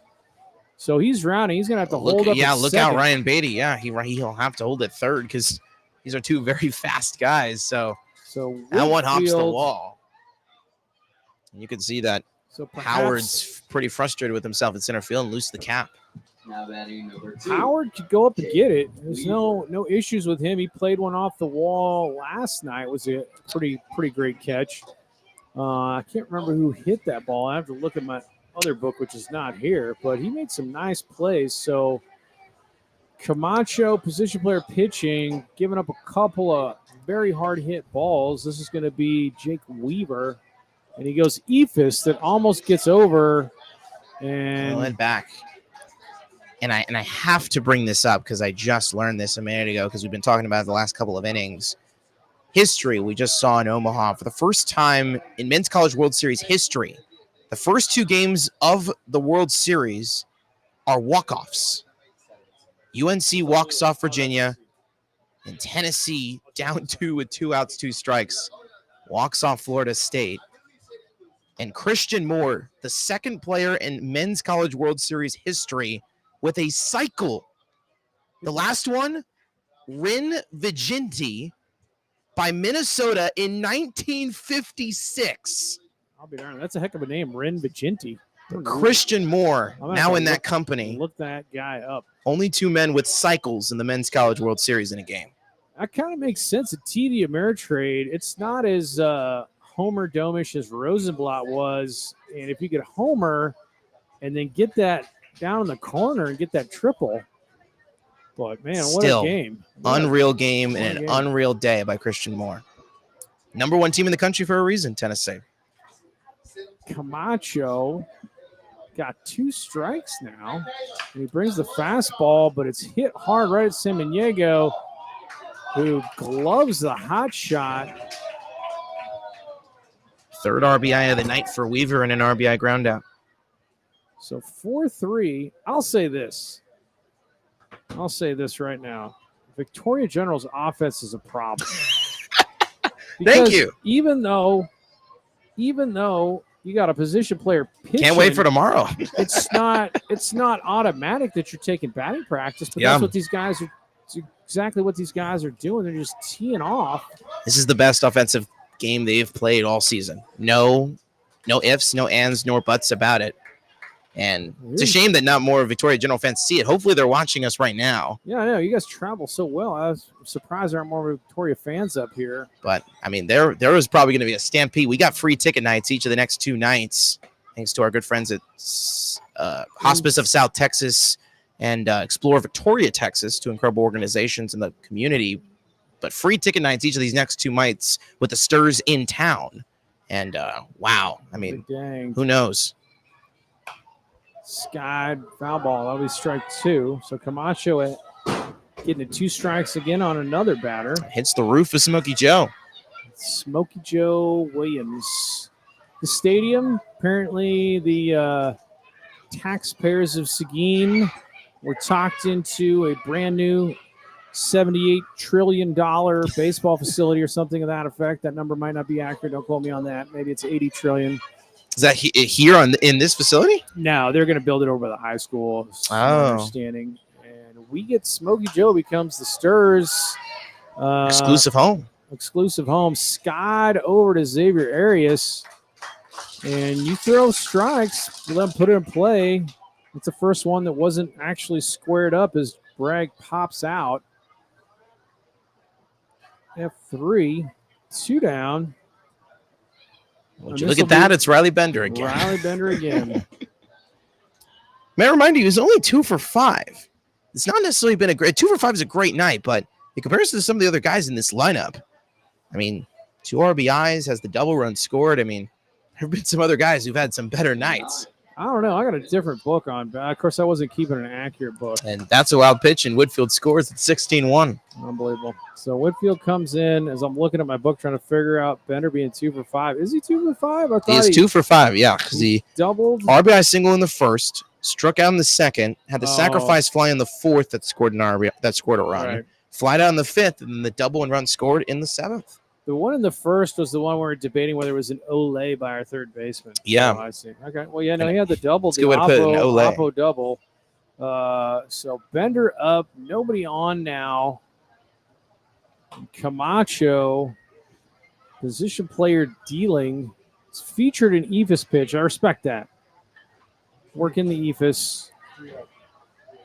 And it's a 3. It looks like it's a 3-0 pitch here. Make it 3-1. So he's pipes it down Broadway to Bender. Camacho. I haven't seen any breaking balls, honestly. I think he's just straight up throwing. So walks Bender. Seen an Ephus, and then I think he's just trying to throw strikes. And if you want to at least have any hope, T-Texas Tony Turnstile, the Cane Cutters, who are once down 5 to the Bombers on the road after a fireworks display, because it is Fireworks Friday in Bryan, have scored 4 unanswered runs and have made it a 1-run game in the bottom of the 7th, 6-5. I'm telling you, anything can happen. I haven't seen a 15-run comeback, but that doesn't mean it's not possible. We don't have enough digits on the Smokey Joe scoreboard for 15 runs in 1 inning. We wouldn't. I would keep a perfect book at that point. Maybe add a couple in. My book goes to 15 innings just in case. So I got my extra tear out sheets here. 1-0 it is to Mr. Sanchez. Mr. Sanchez got a hit tonight, scored a run. Camacho can induce him into hitting it to one of our fielders. 1-1. But fireworks night, eh? I always tell my fireworks story. I got a fireworks baseball story. 1-1. Sky is out to crushed. right. Hit very hard. Look out. Going back to the wall. Oh my, Jacob Sanchez. And Jacob Sanchez crushes a 2-run home run. The second home run of the Generals season. First it was Riley Bender on June 2nd against Baton Rouge, and icing on the cake. This is much more than icing on the cake. This is I don't know what to say. 18-1. And again, I'm just I'm speechless because even if you were I'm speechless. I've watched this team and I'm speechless. if you were just throwing batting practice, dudes aren't lining up everything. You don't Wow. hit everything out of the ballpark. So Sanchez against Camacho. Camacho just It's a on 3 those RBI strikes. day for him. And it's like 2 for 4 with 2 runs scored to Sanchez. Victoria is just in the zone. They can't miss anything. Yeah, this bus ride is going to be very interesting. This bus ride back, Tony, for me. This is Arquette. 101. All I hope is the guys get some sleep tonight because they're going to need it, especially against these Stars tomorrow afternoon back in front of the home fans. This is you gotta search for stuff. I mean, I'm just like, it's difficult. It would be difficult to do this. It's Sky, but that's gonna be playable for McClellan. He gets under it, and we get out of. Do you know what the worst loss in River Monsters history is? It's got to be this one. Are you sure? I'm not. You sure. are the historian here. I'm not sure, but it feels like it. I will say that. I'm just going All on. right, I'm being told by your in-game producer here that this is the worst. So yeah, well, it certainly feels like it, emotionally and in my heart. only good good old chicken fried playing the speakers here at Smoky We're gonna Joe. print out a picture that says Max Cepeda is banned. Max Cepeda is banned. I'm never coming back, guys. I'm never coming back. Never coming back to this ballpark. Blame you. I blame you. I'll hold it against you the rest of your lives. Even when you're calling the Olympics And in the finally, World Series. And Josh Pelfrey coming in after 7 innings of 1-run baseball for Ben Unbelievable. Polschultz. The Max Cepeda curse. We're gonna do something. F7. That was it. We got out with the F7. So now we're going to the 8th. Josh Pelfrey on the mound for the Generals now. Josh Pelfrey. Let's talk about Pelfrey. Yeah, let's talk about it. Pelfrey's had an interesting few outings, obviously. Pelfrey, his history being a unique one, the freshman out of UT Tyler, a Kingwood native as well. He went to Kingwood High under Oros, technically. How about that? And maybe that's how I knew him from recruiting. Yeah, so, no, but Pelfrey's had some pretty good starts so far, and now he's put himself into a very unique position now, and I'm getting a call here real quick, so 1 second. Yeah.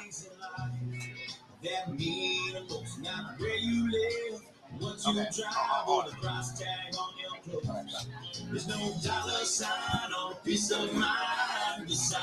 So number 4, Josh Pelfrey, coming on in relief of Mr. And let me get the name right. Ben Polschultz. Ben Polschultz, who went 7 innings, allowed 1 run, and if my count is correct, 5 hits, 1 run, 5 hits, and 7-inning baseball. You have to tip your cap. Whether it's a 2-1 ball game or a 16-1 ball game, he does not know. His job is to get outs, and he did that. And left 10 runners on base. And that's our fault. And he gets a lot of credit for that. But, man, wow. Oh, just this is a tough one to swallow. Certainly. And on a night of blowouts, by the way, I know this is a random sports fact, but I'm that kind of historian when it comes to this kind of things. All right. Mavericks in Game 4 tonight, the final score was 122-84 over the Celtics tonight.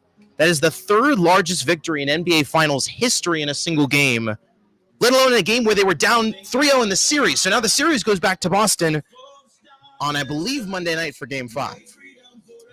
Well, don't let them... Don't let him get one. Don't let him get another one. Don't let him get another one. Because then you get what we call shaky knees. And Game 6 looks like a must-win when you're up 3-0 and you turn it into 3-2 because now you're scared. Yeah. Now you don't know if you can win again because you just lost 2 in a row. And that's what happened to the Yankees and the Red Sox. It gets very scary. You start dropping them up 3-0. Yeah, all I'm going to say is I will be communicating with others in the River Monsters organization if this is our biggest. I'm very curious if this is our biggest win in franchise history. This is Whit Joyce. It might not be. I hope it's not. It's possible. I'm trying not to set records on this night. I want to have you. I want to have you back in the booth, Max. But I'm gonna have to get. There used to be like these old movies with Don Knotts. This is way before your time. This is like 80s movie. This is how you know we're in an 18-1 game. We're talking about movies. Yeah, we're talking about Don Knotts. He had this like I forget, this guy was like some kind of like Olympic athlete, but I can't remember, but it had a voodoo doll in it. And you could make it do things and torture it or however it worked. And that's what I'm going to get. I'm going to get my Max Cepeda voodoo doll, something to break this curse. I can't explain. The next time. I can't explain it. What's the score? 18? It's a 17? It's a 17-run game. The next time I at least could come back for a Generals River Monsters game would be in mid-July, a couple weeks after the All-Star break. Joyce hits it hard, hustling down the line with Joyce. I love to see it. And I will be here for the All-Star game. That is correct. I will will. be here for that. And you can't say that's a curse because everyone's playing. All 6 teams will be represented there, and it'll be a true Team Texas v. Team Louisiana, and we'll technically be on the same team for a night. Yeah. So Whit Joyce grounds to third and absolutely sprints down the line, down by 17. I think that says something. Heck of a game, Whit Joyce. Reaching base once on the air. Giving his all. One down on the 5-3. But yeah, I got to do something. I don't even know. I'm out of analogies. And are you just as shocked that I am that these 2 teams have to play 2 more nights? These next 2 nights? I mean, I don't know if I'm shocked at that. I cannot comprehend the score and how it all has happened. I get that 4 more came on Camacho, but the wheels have just fallen off. I'm definitely taking a picture of the book after this one, for sure. My goodness gracious! It's basically a checkerboard. Basically, is what my board is. My board has become. And some of the Sturs have hit the ball. A lot of the Sturs have hit the ball hard. I'll have to give you guys credit. You've been hitting the ball hard off of Ben Schultz, but not a ton of Ks. Let me count Pole Schultz Ks. 1, 2, 3, 6 and 7 innings, I believe. 5. I have 5. What am I missing? 1, 2, 3. With Joyce struck out twice. Samanego struck out twice. And Janner struck out twice. 1, 2. But is the last inning? No, was that? Yeah, so the 7th inning was Pole Schultz. Yeah, it was. Yeah, I know. So he's been in the game so long, we've forgotten that he's still in the game. The game is so long. 1, 2, 3, 4. Should be 5, 6. 6 Ks In 7 innings. So not like a Josh Beckett type 15K performance. No. There's been contact men. There's been solid contact men. The Sturs left a lot of dudes on base. There have been dudes on base, for sure. And, we've had that's sawed off. It could be That's a fair ball. Interesting as it dies like a little pitching wedge. And Sanchez, the Oppo Taco hitter, makes the play 2 down. Batting third baseman, number 16. So 1 unassisted, or 3 unassisted rather. What am I talking about? 3 unassisted. I can't. And this is going to be Orlando Samaniego against Mr. Pelfrey at Kingwood. Hit very hard by Samaniego. Love to see that. He's going to go for 2, hopefully. Might as well. Yeah, that's a 2-bagger. Get 100%. Get yourself a double. Good throw. 2 for 4 night for Samanego. Samaniego, a couple hits tonight. Scored our only run. Love to see the Vaqueros getting going. Player of the game. Yeah, I'll tell you what. We got terrible performances. We've had him and Dakota Howard, the only ones with multiple hits tonight. Whit Joyce, excellent behind the plate. Samaniego. Juan Rivera now at the dish, also reaching base twice. See if Mr. Rivera can get on. Bounce, that'll move him up. So Samaniego, the third, Juan Rivera on. Wow, it's just been a weird night in sports. Unbelievable. Baton Rouge with a 1-0 walk-off. 2 walk-offs in the College World Series. A 38-point blowout win by the team down 3-0 in the NBA Finals. And then this 18-1 debacle. Down, it is a debacle. There's nothing you can say that people aren't going to disagree with at this point. Just a weird night in sports in all sectors. But I still and it's just like the superstition of me, the baseball gods. I mean, I still can't bring myself to accept the game is lost until it's the final out. That's good though. Is that one just barely gets foul and nearly hits a kid, but thankfully it just hits the top of the fence. Yeah, every piece of logic and reason in my mind is telling me, but I say no. And by the way, one other thing I need to point out, this is an 18-1 game. You guys can see this on your guys' screen. Very little fans have left this ballpark. Yeah, it's really about the A same, whole same lot crowd. of fans, most of your fans, more doubtedly, Tony, That's pretty are staying in hardcore. this ballpark. You guys have incredible fans. Dude, best fans there are. If you stick around for this one, you care about them Seguin River Monsters. Let me tell you what. And I would say we have better fans, but I mean, it's hard. It's hard to say that this isn't close. Everybody's got to be a homer. I get it, but these are some great fans, some loyal fans. Bouncing the hole could be trouble. Bouncing over to Beatty, and he gets him. And that does it. Samaniego threatens, but 4-3. And we are going to go to the top of the ninth. Oof. And there's nothing Still else two to more say. half innings to play. Nothing else to say.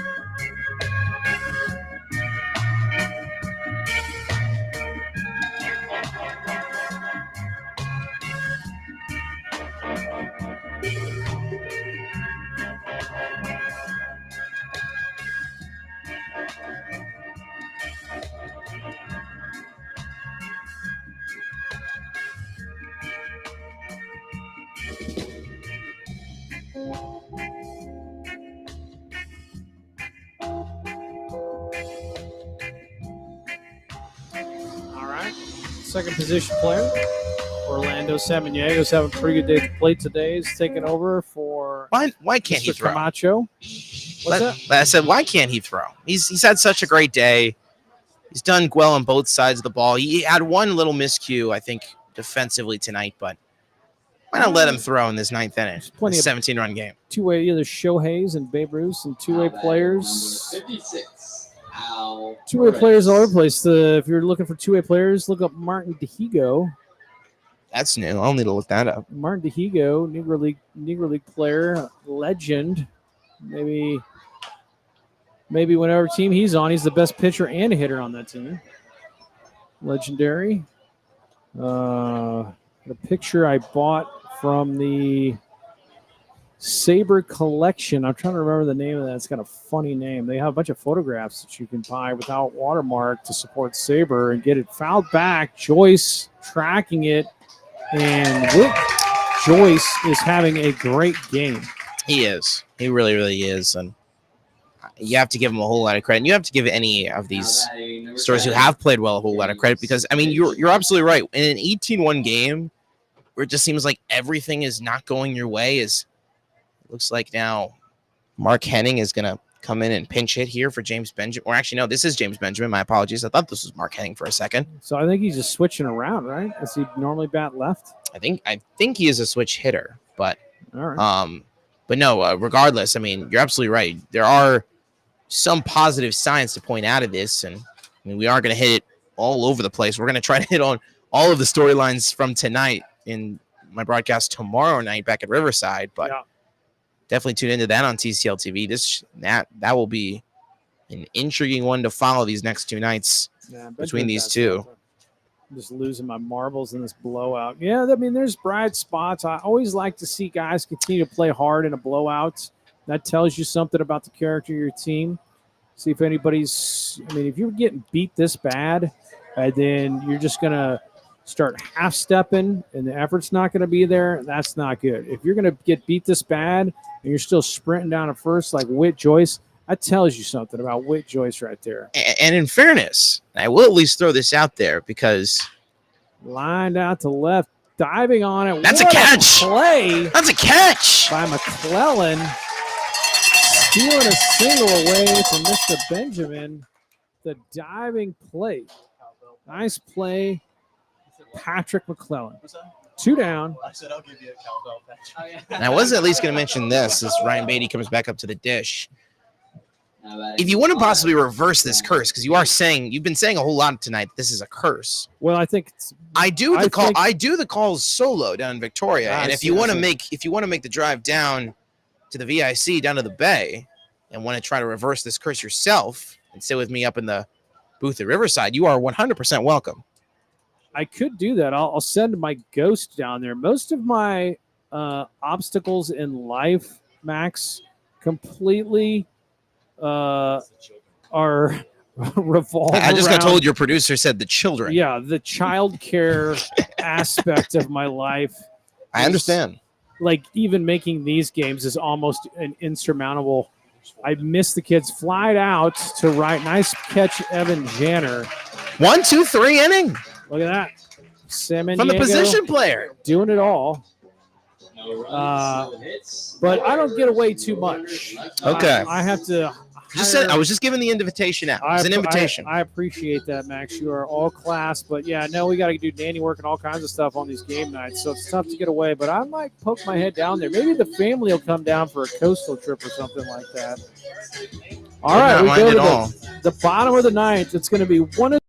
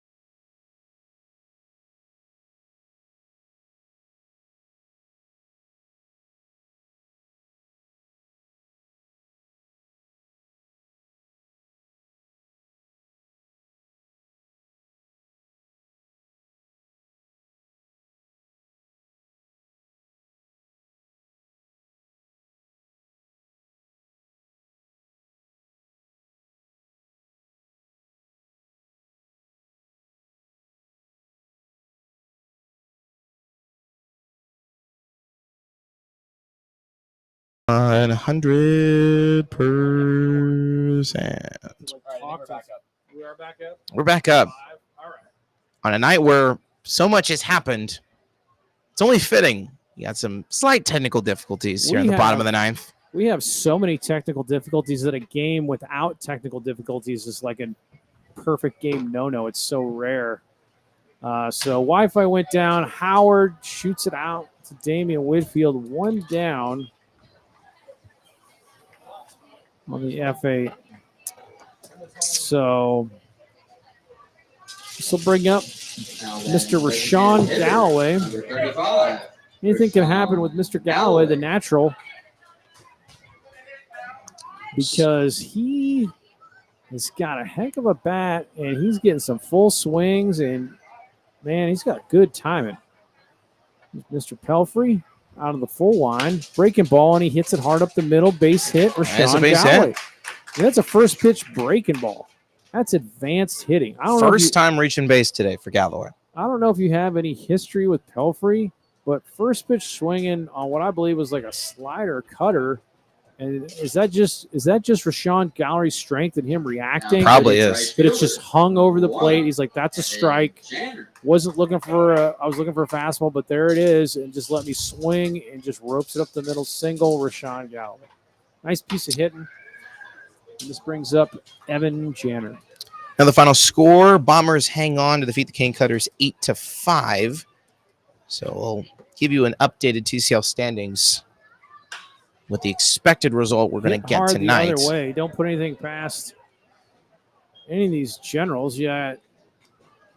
So if the results hold, Victoria will go to 8-5, Brazos will go to 6-6, and Seguin will fall to 4-9. In the Louisiana division, Baton Rouge will go to 7-4, Acadiana will fall to 7-7, and Lake Charles will go to 6-7. Swing and a miss by Janner. 1-2 now. Which now at least sets foot right now. Victoria and Baton Rouge is the clear-cut two top dogs, at least in the league, through 13 games. But like I mentioned, the cannibalism in this league is still very much all over the place. Big breaking ball, but it's up. And I'll say one other thing. I appreciate it when an umpire keeps a good zone, even though it's a blowout. This umpiring crew has been fairly fair. Yeah, the player, this Janner's trying to have it at bat. He doesn't need a massive expanded strike zone just because you want to get out of here. So I appreciate the umpires being very consistent. 2-2 now to Janner.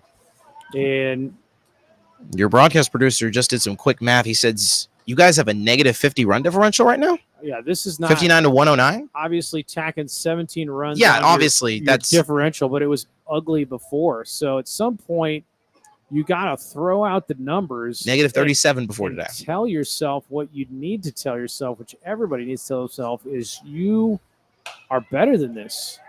100%. And I believe that. And I believe it too. And as someone who's coming from the non-Seguin perspective, I 100% agree. I think this Seguin offense has the potential to be great and has the guys and even the TCL experience to be great. And even on the mound, when you have guys like Monkerud and other guys who have had summer collegiate experience, who have had multiple years of college ball under their belt, I mean, this Janner walks. There's 100% this team should be better than this. But Victoria, on the other hand, you ran into an incredible starting pitcher and an offense that just wouldn't quit. One of these nights where you're just barreling up everything. Number 40. McClellan with his exceptional diving catch. And again, guys selling out down 17 runs speaks volumes about the type of players I think these guys are as he cue balls it into foul territory. But what you got to do is it comes down to shoring up the defense. Probably a couple errors in there. Base on balls don't help. Other than that, if a team out hits you, you're going to lose. But we got to get the offense going. Agreed indeed. And just fundamental baseball. Fundamentals of baseball. Because I honestly think for most of these guys, the offense is going to come. Samaniego is really starting to swing it. And Streisner gets on base whether he's swinging it or not. So I think there's pieces here. De Hoyos was really barreling balls. So that's a hit by pitch. And so I believe this is I think this is the second time today Seguin has loaded the bases. So McClellan aboard, bases loaded to Pelfrey. This is going to be Streisner. One down. One down here at Smokey Joe. Number 11. So we'll play in order to end the game if you're Victoria. And like I mentioned, these guys drive back to the VIC, including myself, tonight. So we're probably on pace to get back to Riverside Stadium probably around 12:30, 1 o'clock this morning. Oh, you see right there, Max, you're taunting them baseball gods. Still 2 outs to go. Does it get over his head? No. Oh, he took a step in. That's a sack, though. I thought I was maybe going to get over his head, clear him. Second run. There you go. So James Benjamin, Both on sacrifice flies. right? James Benjamin or Benjamin? Yeah, James Benjamin with the catch, with the Strassner catch with out the there. RBI, and Galloway coming to score. Strassner, RBI, and we're first and second now. Now adding catcher number Let's 3, see here. Whit Joyce. Whit Joyce, I think the world of, based on his performance this game. It's my second eyes on the way we've rotated catcher. I think it's actually the second home game where I've had eyes on Whit Joyce catch, and I like what I see. 0-1, Pelfrey out of the stretch, and bounce foul. Once again, first pitch for game 3 and 4 of the series at Riverside will be 7:10 local time at Riverside. I'll be on the call for both of those games on TCL TV. If you want to check out the final 2 games of this series and see if the River Monsters can stop or come back, which they absolutely can, and that's the ball game. They call him on that? They did. So Whit Joyce, no love. That was maybe off the plate, maybe not, but And a historic win. as it stands, I have it. ugly. I know you're psyched, Max, but I am gracious. psyched. This Goodness is unequivocally the best performance this Generals team has had in my 2 years covering the TCL. Probably the best performance any team has had against any opponent and any team against the TCL in my 2 years. Certainly, there's probably much deeper history to back this up, and we'll see if this is the worst loss in Seguin history or if this is the biggest win in Victoria history. But as the series transitions to Riverside starting tomorrow night, if you're Tony Perez's squad, a whole lot to fix. Both sides of the ball. Not a great night for Kobe Diaz. Not a great night for Colin O'Grady. They were kind of the ones who kind of blew this open on the pitching side of things. But for Victoria, Damian Whitfield, great night. Travis Bragg, 3 runs scored. Al Perez, his first RBI of the night, and 3 runs scored himself. And 18 runs on certainly more than 20 hits. This is much of a clear domination in one baseball game in this league that I have seen in my 2 years covering. All right, here's what I got to say, Max. I only got one thing to say. All right. I hope you have a lumpy seat on Lumpy the way sack back of coal? to Victoria. You can't get comfortable. It's a very bumpy ride, and there's Your boy's got to make the drive down tomorrow afternoon. something wrong with the foam in your seat makes it extremely uncomfortable for you for the entire drive back. All right. That is a tough one to go, but thanks for joining It us. was an honor, my friend. It was an honor. Always good to have Max Cepeda around. I don't know if you're the magic curse or anti-magic curse elixir, but We will see you tomorrow night. all I can say is thanks for tuning in to TCL. Thanks to Max Cepeda.